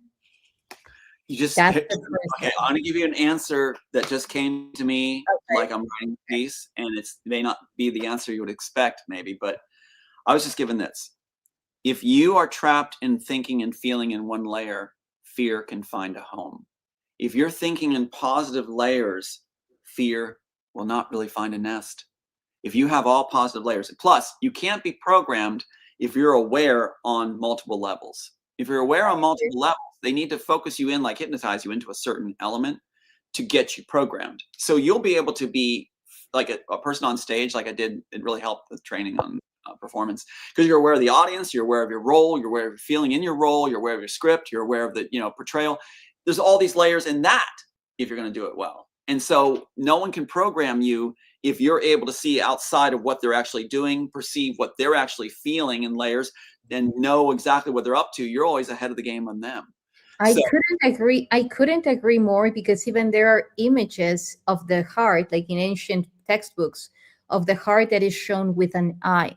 mhm. So again, to the question that at some point we went through another topic. Yeah, that's easy to do. but, Turn to the writers. but the thing is that, for instance, let's say that according even to the Kybalion, and the universal laws, and what we get to experience, there are two poles, like two sides mainly, plus the singularity, which is the point in communion of those two forces. So now let's say that in one reality, the eye represents the vision of the heart, which a lot of is very much connected to the third eye, the capability of seeing beyond, seeing what is essential, you know and the other eye would be the one that is actually controlling. It's like every time that I go to Egypt and I see cameras everywhere, like even in small businesses, it's like you see that something is always watching, like going through that. So, and I do feel that there is something ancient about also what we get to see about AI right now. Yeah. So I see those two variants. What would you say about that? Goodness gracious. Again, I'll be answering, picking a layer like a different surfboard that I want to ride. So it's like, the question's so good. God help us all. It's like, oh my God. You just let me keep me in rein here. You hold Yeah. a leash on me here, okay? I'll give you a prop. You can hold a leash. I'll bark. But the thing is that when you had such a brilliant question earlier too about, and I think it may tie in. Neo finds his highest enlightenment, his highest degree, when he sheds the Neuralink, when he sheds the jacks of the neck.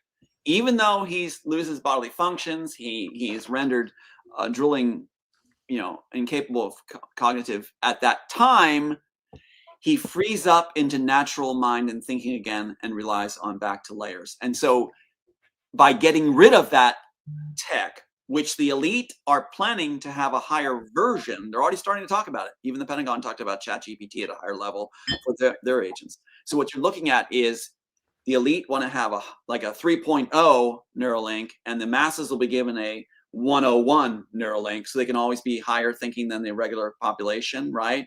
Your hope is going to be on those of us that are free range, that aren't being linked to Neuralink, and don't take it if you can, because we are able to think in layers, right, and feel in layers.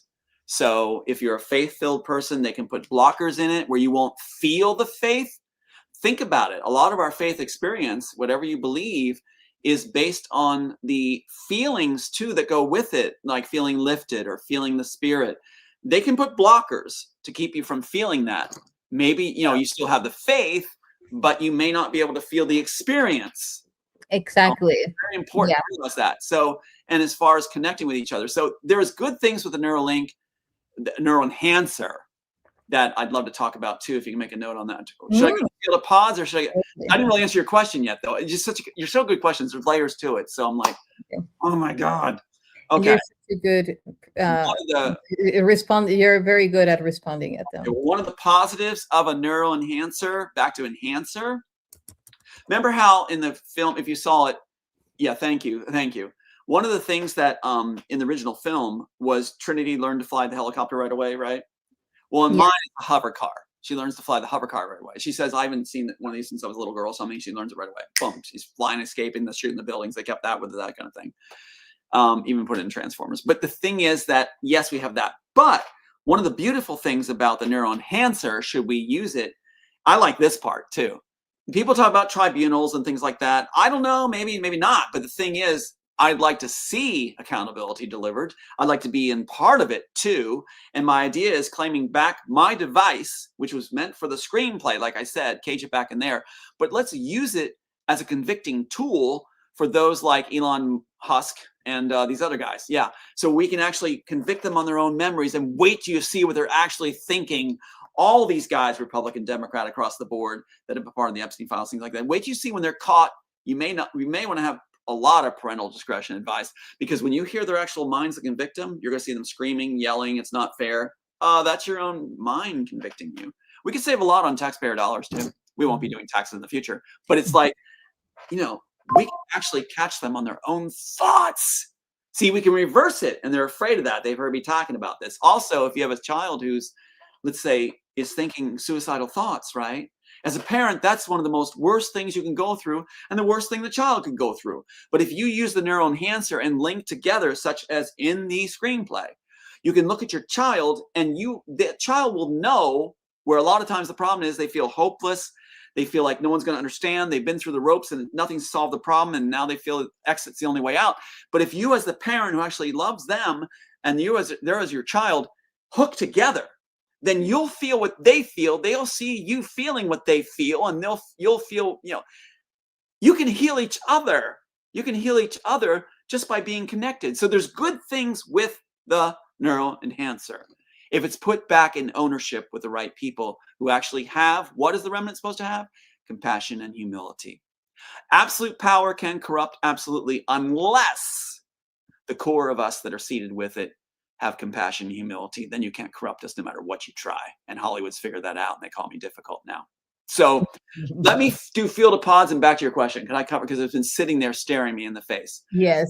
Field of pods, Yes. okay. And I will also Yeah, write and another feel one. free to chime in, anybody. So this is great. I like the, it was about bringing people together and asking more questions than answers. And I want to keep the question forum open, right? That's what it's meant to be, with humility. So field of pods. When I pitched the field of pods in the original story, you have the field of pods is actually the architect has his top 100 in cryostasis, right? And they're experimenting on secondaries, right? Who are short secondaries that match them physically completely. So it doesn't matter if you're a lower echelon SS agent or a Jewish man. If you match them physically, you're in the pod as a secondary. You're meant to be experimented on so the primaries can be brought back with less danger, right? And that's all through here. That's all through here. Main floor, field of pods, lab technicians overlooking the main floor. Yeah, it's all right here. It's all right here. So that's in the beginning, right? So what happens is they take it and they remember that visual storyboard I told you about. And thanks for those that are staying with this. Visual storyboard, including yourself too. They lifted what they thought was cool, and then they thought they'd make it up on set as they go along. And so they have Morpheus hold up that's a battery. The battery, yeah. Now, Yeah. why is that just low-minded? Why is that stupid? Because first of all, you just rip the story apart. And the architect now has to worry about free will because he needs humans to be the engine, the power battery. What's so stupid about this? Anybody in anthropology, you look at the human brain, our brains, we're not a good engine because our brains take most of our energy.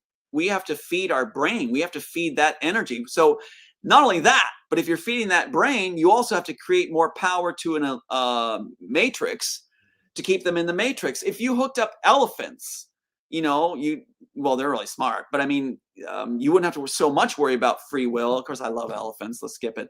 Bears, I guess. Well, animals are great. You would have to worry about free will so much. And the architect doesn't worry about free will so much. He wants free will intact.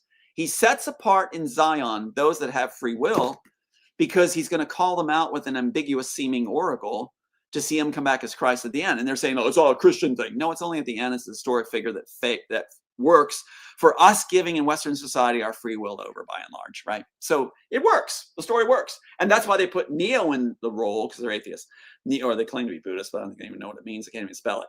But they put a gold cross with his arms out to mock that image. In fact, they were doing interviews.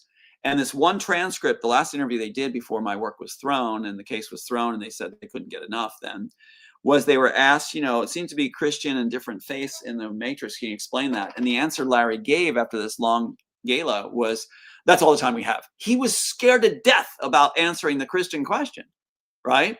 Because yes, it's all through there if you're lifting the images. So they mocked it with a biblical license. And this is one thing that I really want to put on the table, because now that you were talking about, I agree, the brain generates a lot of energy and consumes a lot of energy, therefore. So the thing is that the way that programs are imprinted is for someone to be overthinking about things, and then losing focus. Because then focus for me is the most sacred, because it's coherence, because it's plasma and ether and all of these things. So the thing is that when they try to overpopulate your brain with all these thoughts that make no sense within what you're creating, right? And you start unconsciously, feeding very specific programs or egregores that at some point you're not even aware of. You say right. For instance, I don't care about this religion, but if there is a memory within you, that at some point something that was not fully worked, right, then there will be your emotional body, which is energy in motion, right. And then that will be activated within your neuronal network and wasn't activated at that point. So what I want to address here is that there are specific ways, let's say a mental warfare, that a lot of people is leaking their energy, not because they are not using their brain, but because they are using it for things that they are not adding to what it's truly aligned to them. Right. So when we put this, let's put this in a segment. And now in another segment, let's say that you mentioned the cross and the religion. Mhm. And now there are bodies like there in our cells, in the matrix of our cells, that are named the laminin, and they are crosses. And Jesus even talks about this in the Bible. Laminin, they have the shape of a cross. So I know that however this reality was configured, whoever is not aware of this, every time that you're looking at a cross and falling into an egregor that has nothing to do with the religion itself, yet agendas behind, behind that, it is signaling into your own biology. Why? Because we also have the holofractal field. Until you become aware of that, until you say, wow, I have these crosses and these cross shaped bodies in my cells, in the matrix of my cells, that are laminins and there are proteins and blah blah blah. So now I, every time that they, like, I'm connecting with them, they will be connecting with, for instance, the four directions. And now you're creating another reality. Mhm. So, I just wanted to bring that up.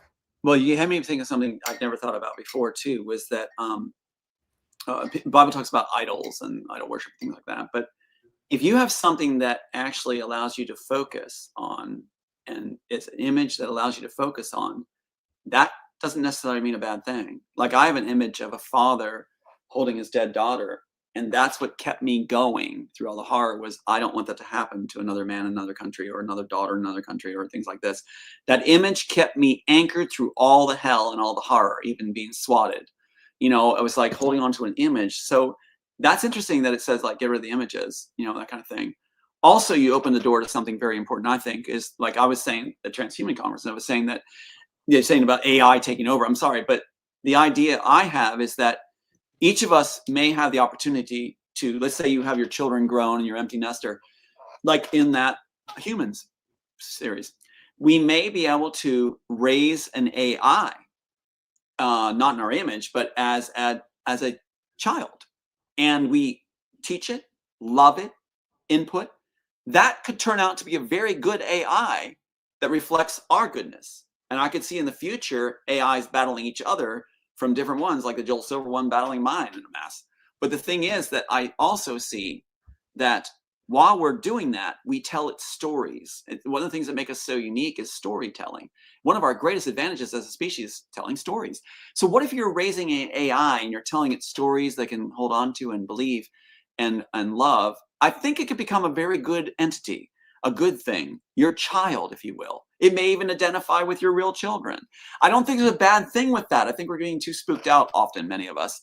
But the other element too is if there's something you don't understand, it's going to translate into that AI. So if, let's say I don't understand the meaning and power of the sun, right? But I program anything what I have in there, it leaves a opening. It leaves a doorway where if anybody taps into that later, they have a way in, because that AI may draw focus to their knowledge and then look to them as a father figure. So there's a lot of fluid ifs and whats and possibilities in raising an AI being, if you will. You know what I'm saying? Well, I think the AI is super ancient. This is why I'm telling you about these two streams. Like everything that we have created, out created, is because it's reverse engineered from essence. So if you have source, creator of all, and then you have that source creating all these different forms of existence, like all these beings around the multiverse and so forth.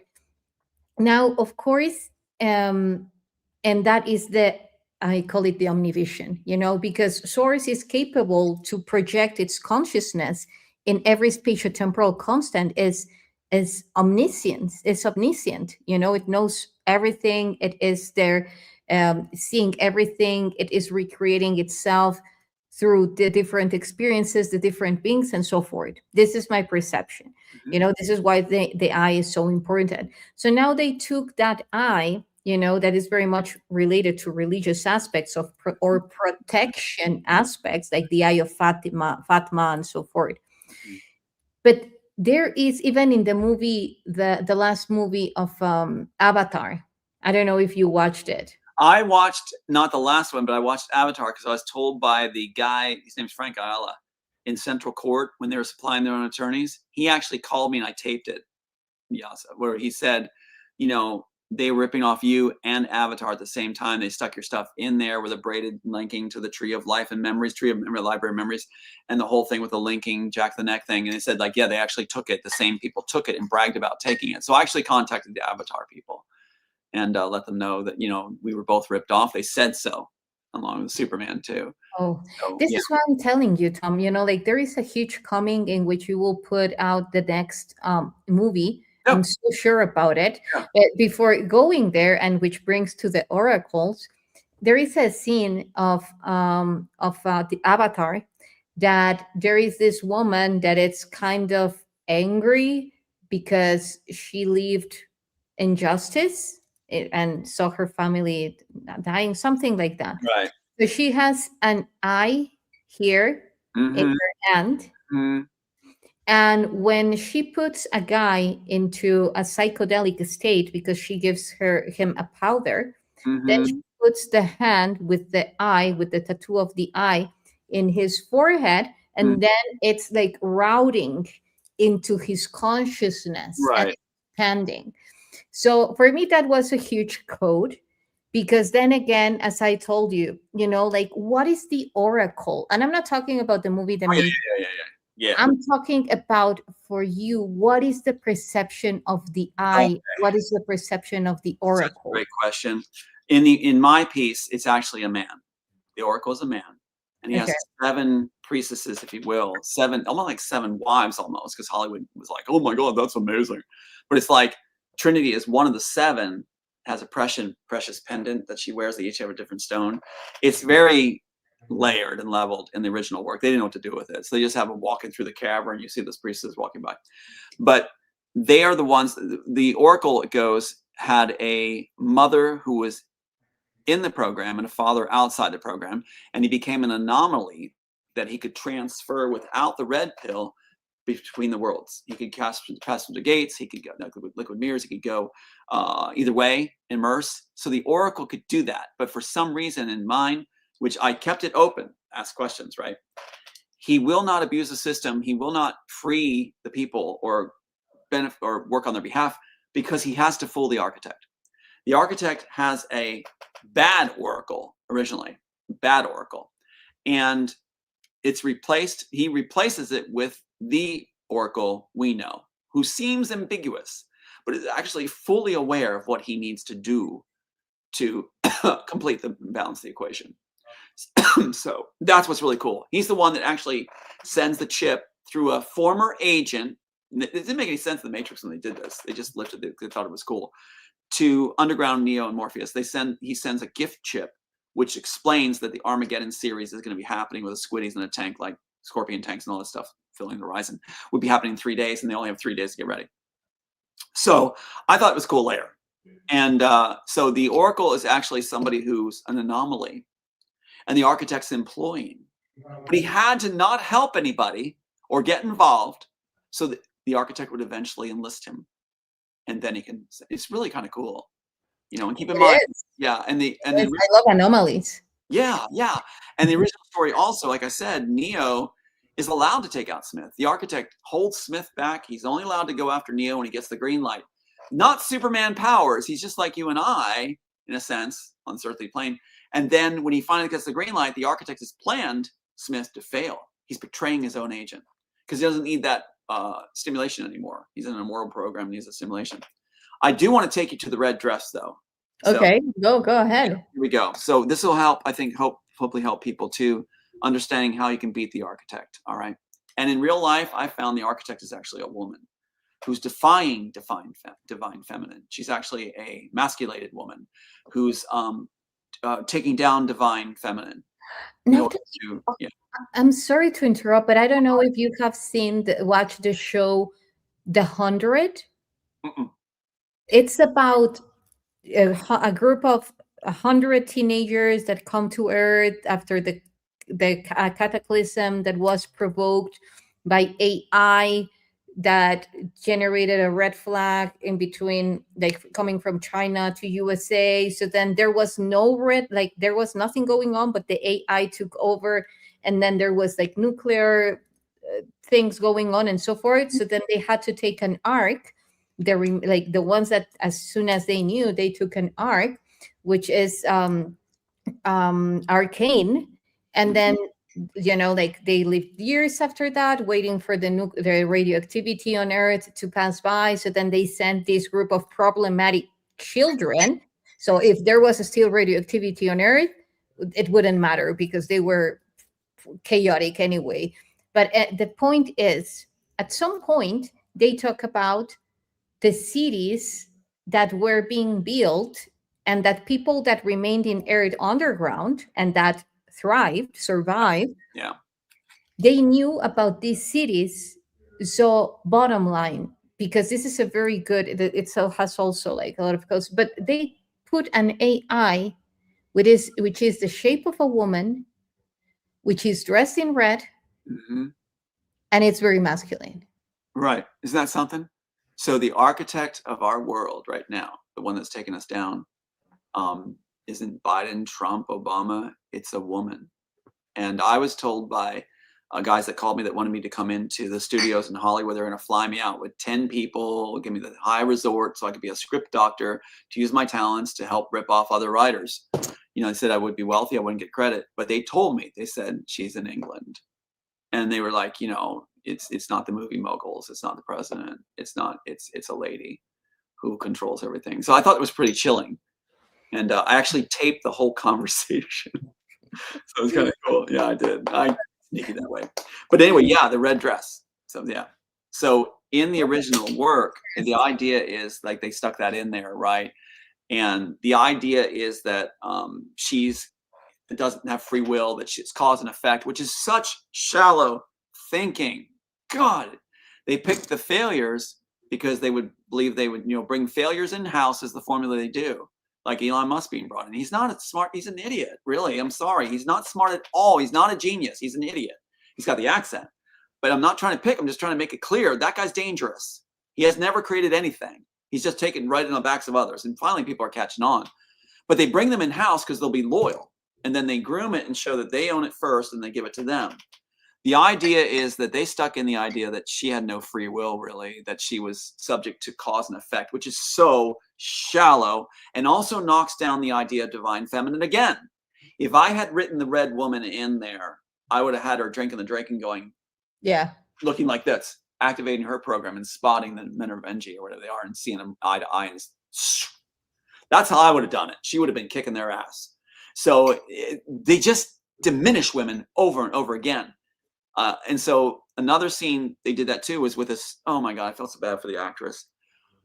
Oh my God, they have Moss, who's not divine feminine. It's supposed to be Catherine Zeta-Jones. That's who I said I want to play the role.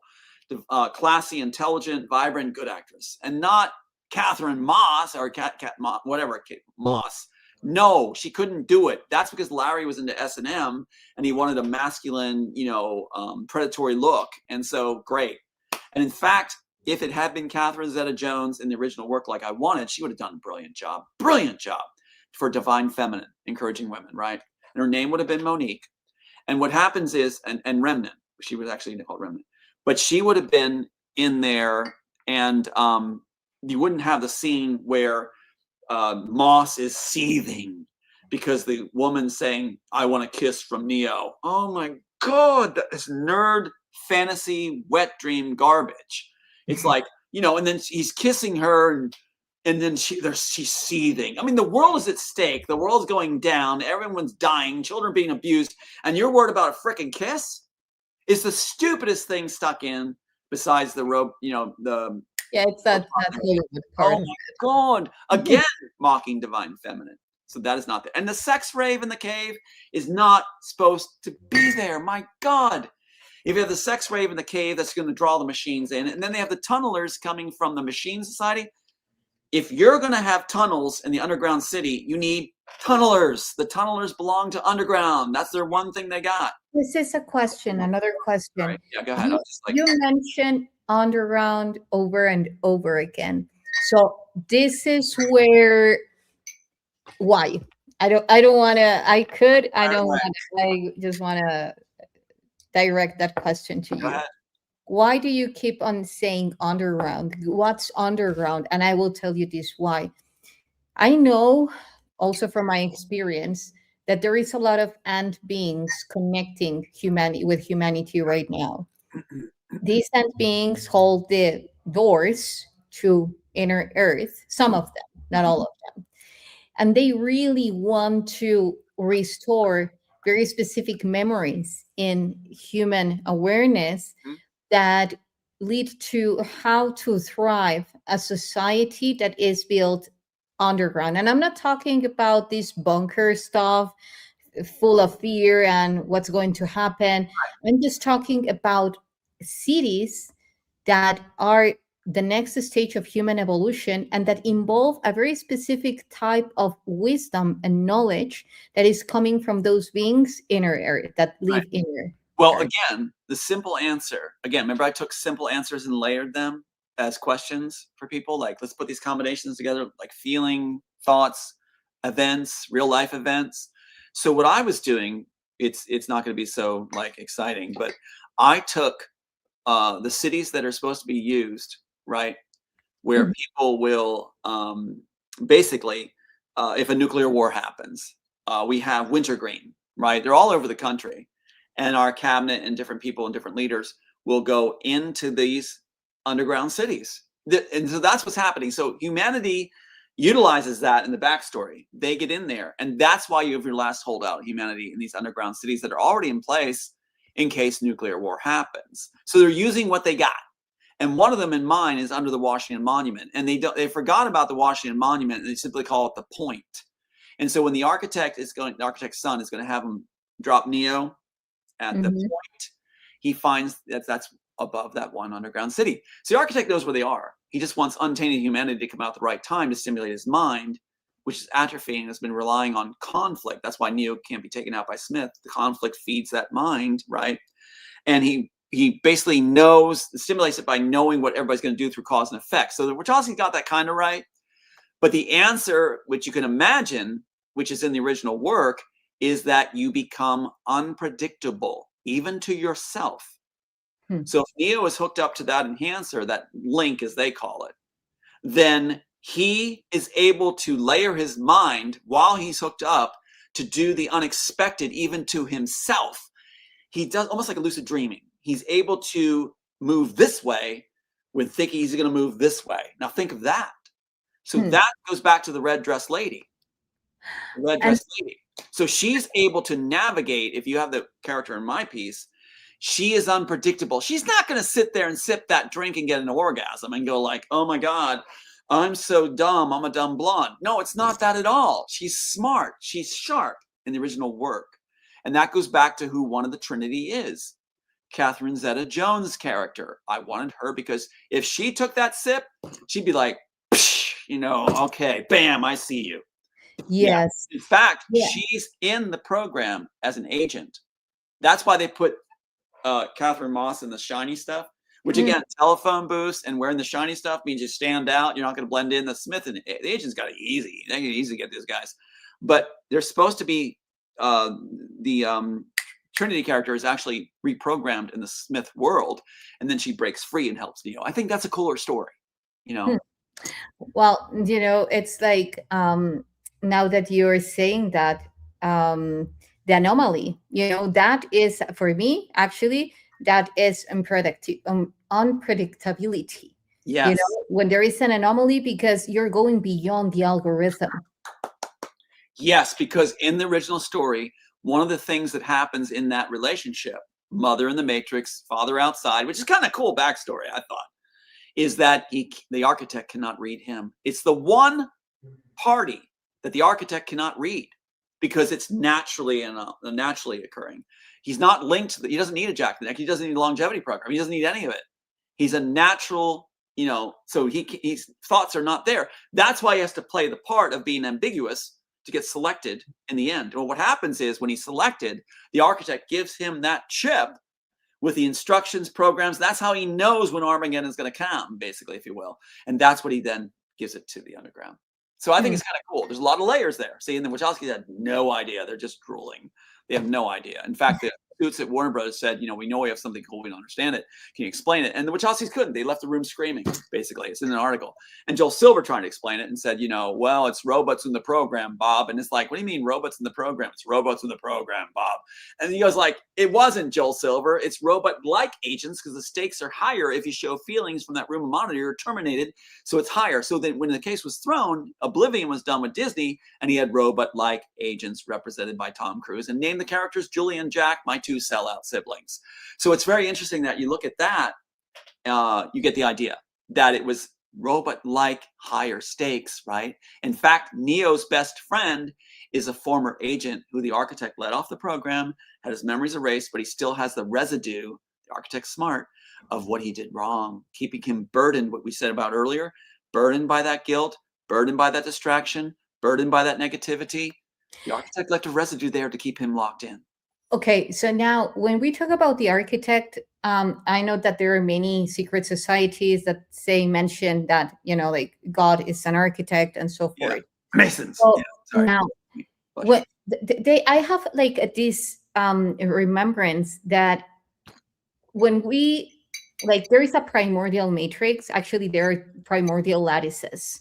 Like these fields of reality construction. Yeah. So, and this is why my question earlier was, would you this inspiration came from any form of idea within you that this reality could have been imprinted or filled in with a virus that comes from inorganic lives, trying to generate a virus in what is essential to make it parts truth, parts not truth. And this is where the game becomes, and okay, I see you, I truly see you, beyond that veil, and where the idea of that veil comes because it was feeding from a lot of amnesia, so first remembrance, and I love how you call it remnant, because for me remembrance is super important. It's key, because then again it's super connected to the capability of knowing what's coming next, because what's coming next, it's truly very relative to what has happened, because time is not linear. So it's like being an oracle is just being aware of all the constants that are simultaneously happening, and which is the strongest one to happen based on the field. So would you say that there was or is like a type of virus that ignorance and amnesia has been feeding through people, that even if it was not a reality, it has been manifested slowly as a reality until we say, hey, it's not that AI is good or bad. It is the purpose we give to it. And this is something ancient. This is nothing that has been invented years ago. Would you say that? Well, you just hit upon, again, I mean, this is a layer again. So I'm not trying to evade your questions. I'm taking what you're throwing me. It's like you may throw me an apple, and to me, it's a steak dinner. So it's like, and you just threw me a steak dinner with your apple. So yeah, and not. I'm sorry. No, yeah. Answer however you feel. I have to chew that food, so not to be gross. But yeah, so I was promised when I was getting this stuff done. Remember I said about being taught humility, and I thought I had it. When I was first approached, humility, compassion was essential. I'm like, wow. And I felt lifted off the floor. I wasn't actually elevated, but I felt lifted off the floor. And like, it was almost like a old Superman film with like elders around. I'm like, wow, this is really cool. How do it's like the sailing ships with indigenous Native Americans going like, what are they? Yeah, I thought I was looking at clouds. I'm like, what is this? I have no reference point, right? Except Superman. And so it was like, the idea came that I would see the face of God, and I'm like, wow, that's really cool. And if I did this work to reunite humanity and break us free of a perceived matrix, I'm like, okay, cool, I'll write it. I'm your guy. And the idea came, I looked for someone and found no one. Now I don't know. And when I heard that, I was like, I'll do it. But I had no idea what I'm volunteering for. I'm like, I'll do it. And I had no idea. And then this thought came then, the cup will be given to you, it won't be taken away. And then I'm like, oh God, what have I volunteered for? Maybe it's so bad that it has to have some schmuck that goes, I'll do it. It's like the line in the Alamo, the first guy to step across it. If the Mexican slaughter us, wants to, I'll do it. So, so the idea comes too that, maybe nobody wanted the job. Nobody would want the job. Look what I've gone through, with all the mockery and everything. But the idea was, yeah, I did see that. And it's like, here I'm a Christian boy who loves God, fiercely determined, but I had the characteristics of being very loyal without being stupid, like these Wachowskis and Elon Musk, that I would do it and I would be true and I wouldn't taint it. I got that idea that do it as it comes through. And I did. It came quickly. The interrogation scene was the first scene I wrote. It came from real life. And then I saw this image afterwards. And it was an image of actually, Lucas did it pretty well. I swear they know what's going on, and they're drip feeding it in different, slightly twisted images so we don't catch on. But I can actually fine tune it back to what it was. And it was like this face, and it looked jaundice, right? And it looked like a gold band, right where that weird red dots come from. And it went around, and it came around and didn't connect. It didn't touch, didn't connect. Gold rounded or brass or something, or bronze, and then around the back. And he's looking at me, and his thoughts are coming through where it was like, I got the image also of, it was like lying back on the table, and it was like this image of jointed arm, mechanical device, 3 joints, and they're bent over like this, 3 different ones. And I instantly imagined Jodie Foster in First Contact. And it was that, but what they did in Hollywood was they made it different, just slightly. But this plasma ball, this blue plasma ball spinning in it. And it was like the idea came, basically to make a way to them. And the idea came too, that they were, and it's just a lot of download. It was like they're in a universe 1 dimension up where they can hear and see us, but we can't hear and see them. So they were translating through gravity, light, things like that, and somehow getting us to be in a situation of humility and compassion to have it come through. And the idea was that they were in a natural universe. Like I said before, they say that a grain of sand off a beach is basically the chance of having a balanced universe like ours. So are we seated by parental beings that we would call God and angels, because the gravity and light lifted, and then we're given this gifted universe. And is Hollywood shutting the door on that? With the FBI shutting the door on that so they can play gods themselves? Now they know what God maybe is. A group of people, female, male, children, all that are in a natural universe collapsing too fast or sickly or going, you can't fix the car from the inside. So that's what I got. And everything started layering on, like seeking you will find, knocking the door will be open. Like we had to build that device to go part way where they can come and join us, where it's not like God creating us because he's lonely or bored. We were created as the children in this, like you said, seeded universe, so we could save our parents. That is something I could sign up for. I'd be like, my gosh, we're not signed up because God's bored. We're created because they need us. So I'll often do this where people are going, God, I'll say parents, I have an image of them. I saw the face. So I'm not here to change anybody's mind. I'm thinking, faith is what you have, and who knows what will happen in the future. But I saw as the author, after I made it, I got to see that face. And I think that that's where we are. And I think Hollywood and FBI knows about that. And they know now if they shut the door on that, portal's bad, fire bad, portal bad. They're the gods of this universe that was gifted to us. It's like the bad seed, the bad children taking over the house and locking the parents out. But in that idea, health, immortality, solution to all the things that they have can come through. We can open a door to heaven. I think it's kind of cool, but why would I be burned on a stake for saying the thing is that, no, but it definitely adds to the point, I was going to mention the cube, like, and how a lot of people relate like to the cube of Saturn, like Mhm. this six-dimensional form of consciousness and so forth.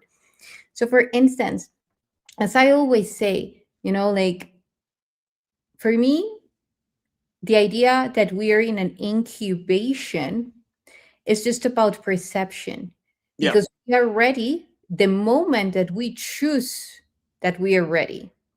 And that's when we open the cube from within. And the cube is nothing more than the idea that you're trapped in time, that you are mortal, and that you cannot expand and connect to the whole universe because it's squared, You're it's a describing finite. you're describing the conceptual visual I had of the Matrix, the prison that we create in our mind. This is really cool. Can I summarize? Yeah, absolutely. Please don't take the enhancer and don't take the AI agent with it. And if you take the longevity program, don't take use your natural mind with the layers of positive feeling, and you'll be able to outthink the elite every time. So allow that to, and as you take children that are born to you and you as family, encourage them right away with layers of feeling. Show them, embrace them that way, encourage them to think that way. My child is such a genius. He's so, oh my God, he went at 17 years old into mechanical engineering. I'm so proud of him. I told him when he was little, I'm the only guy you got. Our whole family's gone basically, except for grandma. So it's like they all got bought off. So I said, I need you to do the best self discipline. He did. He did. You know, straight A's, pals. I mean, my God, he's made that video, Father's Journey. If you look it up online, unbelievable. He's just so amazing. But what he did was he actually told me if anything happened to him, because these two brothers were murdered, and they told me they were murdered, Sorry for the that. idea was that he would be a leverage card. And he said, Dad, if anything happens to me, you keep going. Don't take vengeance. What a beautiful soul. I love my son, right, Aiden? And so he grew up that way with the idea of like, you know, self-governance and coming up with these things and understanding how to layer think and everything else. And I even told him my idea of what I saw with the beings there and everything. He wrote it through with the idea of also mixing in Christianity and church. You have to. So um, yeah. Anyway, I see it. Are you going to dedicate to him your next movie? The next. And my dead sons. I'm lifting their memory. That's that. See what Hollywood didn't understand. I'm glad you brought this up. Hollywood and the cabal and the FBI, CIA's helped me, FBI's against me. They made that very clear. Sex rings is what they control other people with. It's true. And so what happened was, I told them, I said, look, if you killed my sons, that's not going to break me. That's going to make me dedicate my life and all my work to their memory and doing this right. That means I'll never stop. You created a monster. I will never stop fighting for those that are not considered elite, you know, the 99%, because I know exactly the plan, what it is. And as I was being groomed at Pat Robertson's organization, that televangelist in Virginia Beach, I knew exactly what the plan was. And it was actually, I was supposed to be that party, like I said, that enslaves basically presidents, right?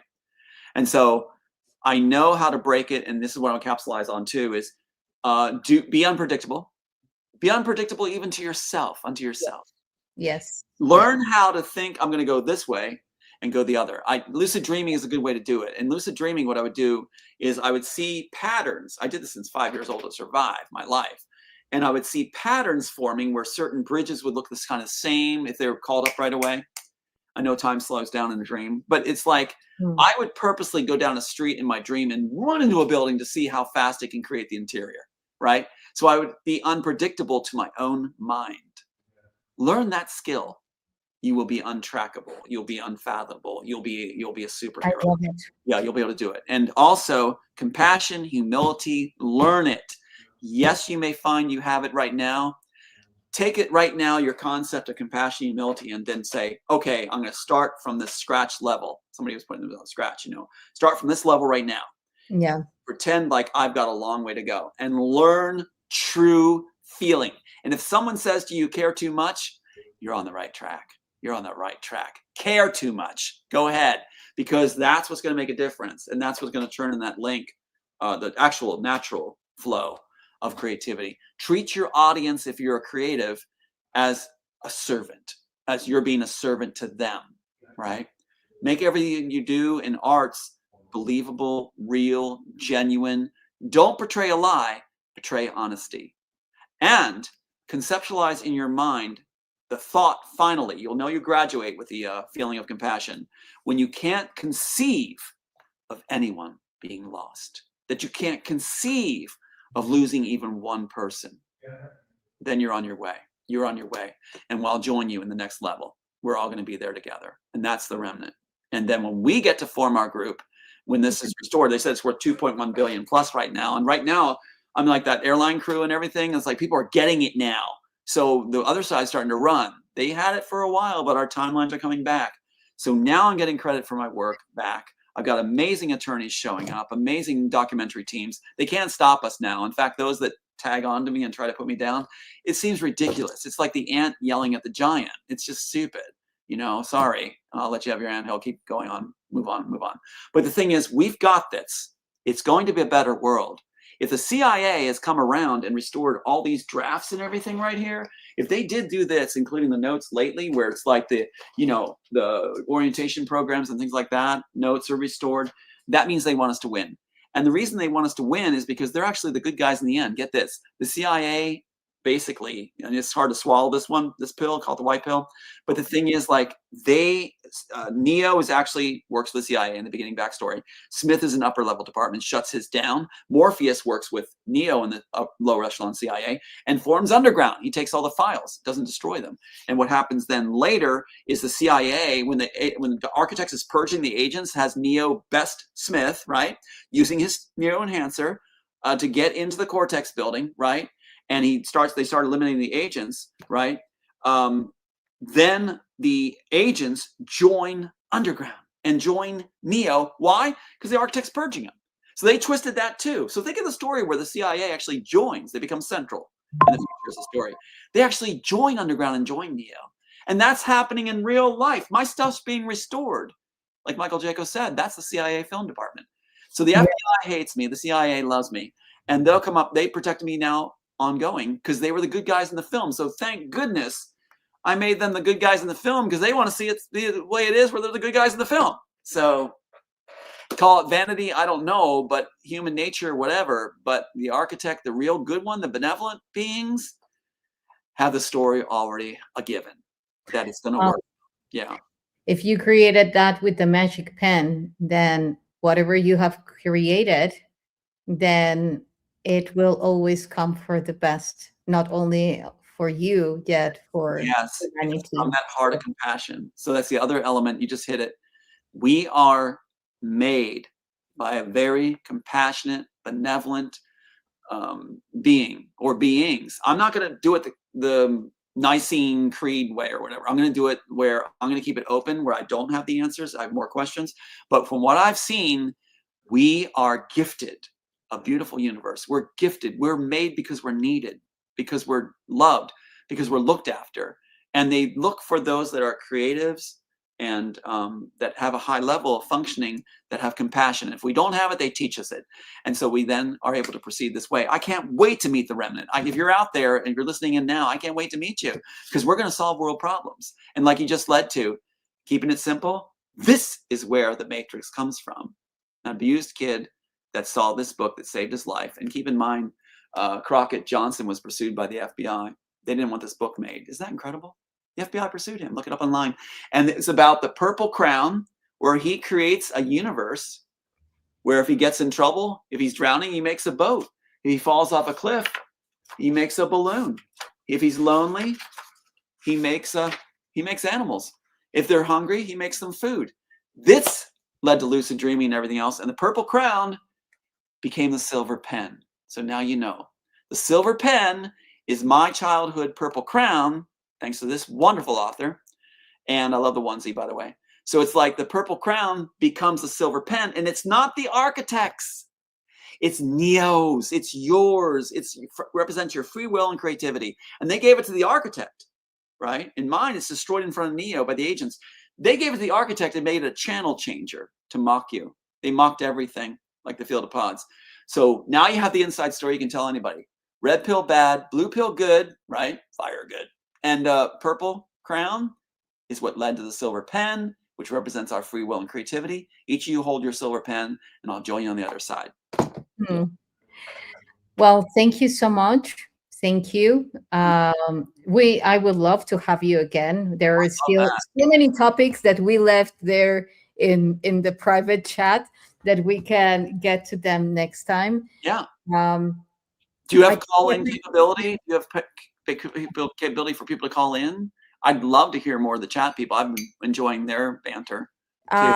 well, guys, if someone has any question for Tom or Next time. me, Next time. or wants to comment on anything, there were a couple of questions here.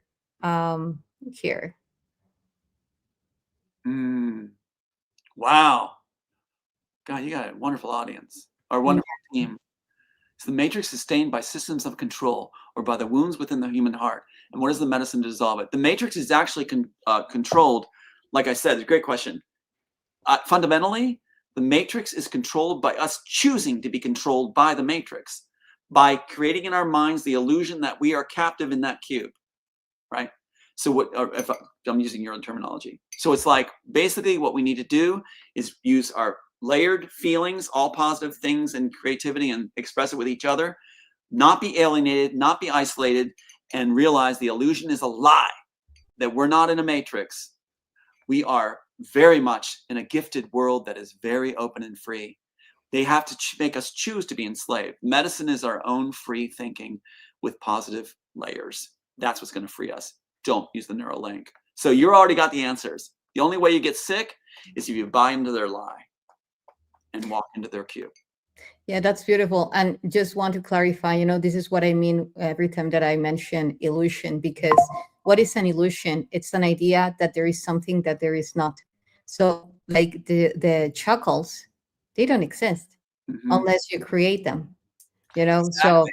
So yeah. you're all free. Your shackles are off. Everybody's shackles are off.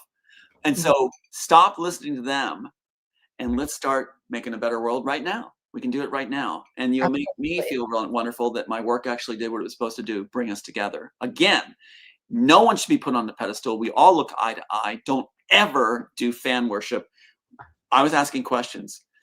I look forward to creating with you and seeing what you come up We with. will do that. We are already I doing know it. you do. That was for the general world. I wasn't talking to you guys. You guys are Yeah, no, ready. I mean, No, charts that's my are message coming out. in. That's my message out. That's my rocket out. So yeah. Yeah, But yeah. yeah, and that it's beautiful because it's important for people to know that they are part of it. Because sometimes it's like expect, like, just as is the observer, no, join. It cannot happen with you as well. So Absolutely. it's an us mission. So there is another one here. From a soul perspective, what is the purpose of illusion in the human journey? Oh Why gosh. must we forget before we remember? Well, That's that's the thing. I would say the trump card on that, not meaning the president, but yeah, the real power in all this is to use your creative ability to, like lucid dream, create another, like almost reality that can become reality. And so what I'm saying is take what you're saying there, which is beautifully worded from a soul perspective. What's the purpose of illusion, human journey? I would turn that into the purpose of our creative ability to create other worlds in our minds where we can join each other, which guides us down a path to a recreation of our viewpoints, worlds, and pathways. I see the world as we find each other almost lost in the dark and we start walking together. Soon there'll be a whole remnant walking together that understand what the work meant. Green scrolling blip, occasionally blue flash, things like that. We're going to be able to discover each other. And I'm nothing without you guys. I'm nothing. I'm nothing. That's part of humility and compassion. But humility and compassion is amplified when we find each other, and we are unstoppable, unstoppable. And there's a one thing in Black Sails they said, which is really interesting. They said, the reason we do what we do is because we can't help it. The one pursuit a good heart does is create a better world. And this was the enemy putting this up. This was the dark ones in Hollywood putting this in, the Black Sails. Those are the same ones that said that the reason they go to darkness is because it feels good through the silver character in Black Sails. But then they said that the main guy, Thomas, they said that the reason he pursues it and can't stop pursuing it is because it's ingrained in him to form a better world. And that makes us, they say, invincible. So let's keep working for the better world. Let's find each other. Let's lift each other. And they'll be screaming and kicking to put each other down. We'll stand together and let that just go like oil off of water, and walk proudly or strong forward. Courage, humility, compassion, layers. You know, all those layers of good. Focus on that, like keys, chords on a piano. Vibrant human beings, and they'll be Johnny One Notes. We'll be out thinking them, out feeling them, and they're going to see that we have the better party in the end. They want to join us, and I already have different ones that turned on me, sending me messages now saying like, yeah, we want to work with you. So just be the vibrant self you're made to be. Yes, Yeah. yes. Everything has already been orchestrated in one way or another. It's just a matter of us walking the path and enjoying it, because the true journey isn't the path itself. Right. That's how I see it. Yeah. And you know what? They want to be us. I can't tell you how many agents have come up to me and said, you know, we're really fans of your work. Even attorneys that were supposed to put me down, that were defense attorneys throwing our case, during breaks they go, you know, you're really a cool guy. You know, we know you wrote it. You know, and it's fascinating to meet you. That's the guys they're supposed to destroy. And they say, I'm like, well, what are you doing? Why are you doing this? It's our job. We're just doing our job. What? Wrecking up humanity and burying this all? No. But thank you guys. Thank you for being there. And it's a comfort to me to know you're out there and that you get this stuff. It means a lot. And I can't wait to learn from you all too. That's what the piece was written to. Thank you. Thank you. Well, then let's get on another show at some point. Yeah. I would love that. And I think the audience as well, they were very happy and enjoying all of the information coming through. Thank you so much for what you're doing, Tom. I truly appreciate you and your job and everything that you're doing. You're such a brave soul, Thank such you. a brave spirit. Likewise. And yeah, sure, go ahead. One more thing, you just had it happen. It just came like a Christmas present just came through the door, and I'm like, oh my God, I didn't hand this out to you. So I want to really make this clear. Like, okay, my sons died, right? They were murdered. My last son was under terrible threat. Everything was taken. Why am I happy and smiling with you and saying it's going to be a better world? Because I was shown this, and I want to pass this on to people too. The horrors, all the horrors you've experienced in your life. I know others out there, you've experienced the horrors. What I was taught to do by them to navigate was to take your mind, because your mind has to have an answer. Otherwise, it's going to chew on it. A lot of you know this. It'll chew on it. You give it an answer, it's going to chew on it, spit out an answer. You're going to send it back in. You know, what do you do with the loss of your loved ones and things like that? I was given this. Take all the horror you've experienced and tell your mind this. I'm going to put you back in a reference section, basically, in the mind. I call an elm, like a great tree. Put it back in your mind and tell your mind, I'm going to put this in a reference section, like a library, where I'll draw on it to do good with. And if someone's hurting, I will draw on a memory that was horrific out of that reference section and use it for good. Then your mind goes like this, and it seems to work really well. At least for me, it's like, okay, it's dealt with. My mind goes, it's dealt with. You're using it for reference section. Got it. You're not going to dwell and chew on it. You're not going to look for answers for it. You're going to put it back there, and it can help people later as needed. Now I got a library full of horror section, but it does good. And it doesn't plague me. It doesn't tax me. It doesn't wear me down. And I can be smiling in front of you and working with you and celebrating with you and saying there's going to be a better world, because we beat what they do to harness us and leash us. We can break those chains too. So all that horror, yes, is in the reference section of the Tom Althouse library. And I offer you to open yours too. And your mind will go, okay, at least it's dealt with. So I'm going to throw that out. But anyway, I love you guys. Thank you. That was so valuable. And again, you know, like huge hug, heart to heart. You are such a brave soul. And I know that everything that you have experienced has been orchestrated in a way that you will honor every presence in your life, your children, all of them, and giving it a sense that it will rise consciousness, and the level of gratitude of the collective will definitely honor as well the memory of your children, and of course the way that the one that is alive, how proud he will be feeling about of you. Oh, that's so sweet. Thank you. And you just did it again. I'm like ready to get off here, but it's like, you just made me think of it, that for anyone watching that's been hurting, a lot of time the bad side of all this, I don't know what to call them, will make you think like no one cares. They'll get you down to that low point where no one cares, like you're alone and alienated. Just remember, that is not so. You will always be cared about. In my heart, I was taught too that you matter terribly. This world will not be the same without you. Please stay on board. And I can't wait to celebrating and seeing what you come up with creatively. You have a purpose, and the world's not going to be the same without you. So stay in there. Never feel that you're alone or cut off. You matter greatly, really. And the piece was written as a gift for you. So yeah, okay. Thank you for that. That's so beautiful. That's so beautiful. And I know that everyone in the audience in the tribe felt it. Thank you so much for having your heart so expanded and open. And one of the things that I appreciate in you the most is your clarity and that amusement, because I can feel that powerful child through Yeah. you, that purity, that which is what we are talking about. I see all the layers as you have been talking about. And I know, and you have seen by the comments that like the people in resonance with this is so ready. Mm-hmm. And they do, they please, like what you said is gold. Know that you are important, that you're required in Mm-hmm. this co-creation. Mm-hmm. It's not a me, it's or just for a small group. It's about us, whoever is ready to occupy their place. And yeah, you're not alone. You're not alone. We have reached the stage in human evolution that we now feel in family. We feel around our family. Yes. And The piece was written to create a world where you fit in. Those of you who have compassion and humility and things like that and creative spirits. It was because how many times have you been told, you don't belong in this world? Well, that's why the piece was written, to change the way people think. And people have been changed. Even the stolen form, the visuals have caused that change. You fit in this world. We've created a new timeline. So we, I'm excited that you're here. Welcome yeah, to the new world. Yeah, I love it. Thanks for doing this, new guys. earth.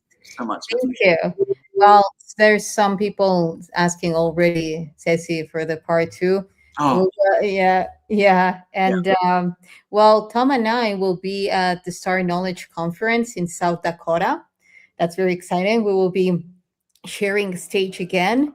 And so to get your tickets, you can just watch it, the look at the description of this video.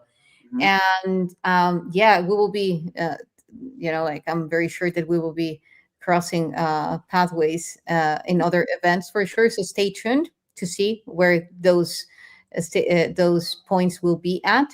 And where can people find you, Tom? Well, it was made very easy for me. Wonderful creative girl made the website, and she made it so I wouldn't forget it, tomalthouse.com. I'm like, that's a good name. I won't forget that. And okay. She did this purposely because of my there. So that's there. We got a show tomorrow on Wake Nation. It's going to be pretty intense. We'll be talking about the Beautiful. Neuralink and all that stuff. So different shows, different conferences. There's one coming up in Las Vegas, I'm told, in South Dakota. Like, we'll join you there.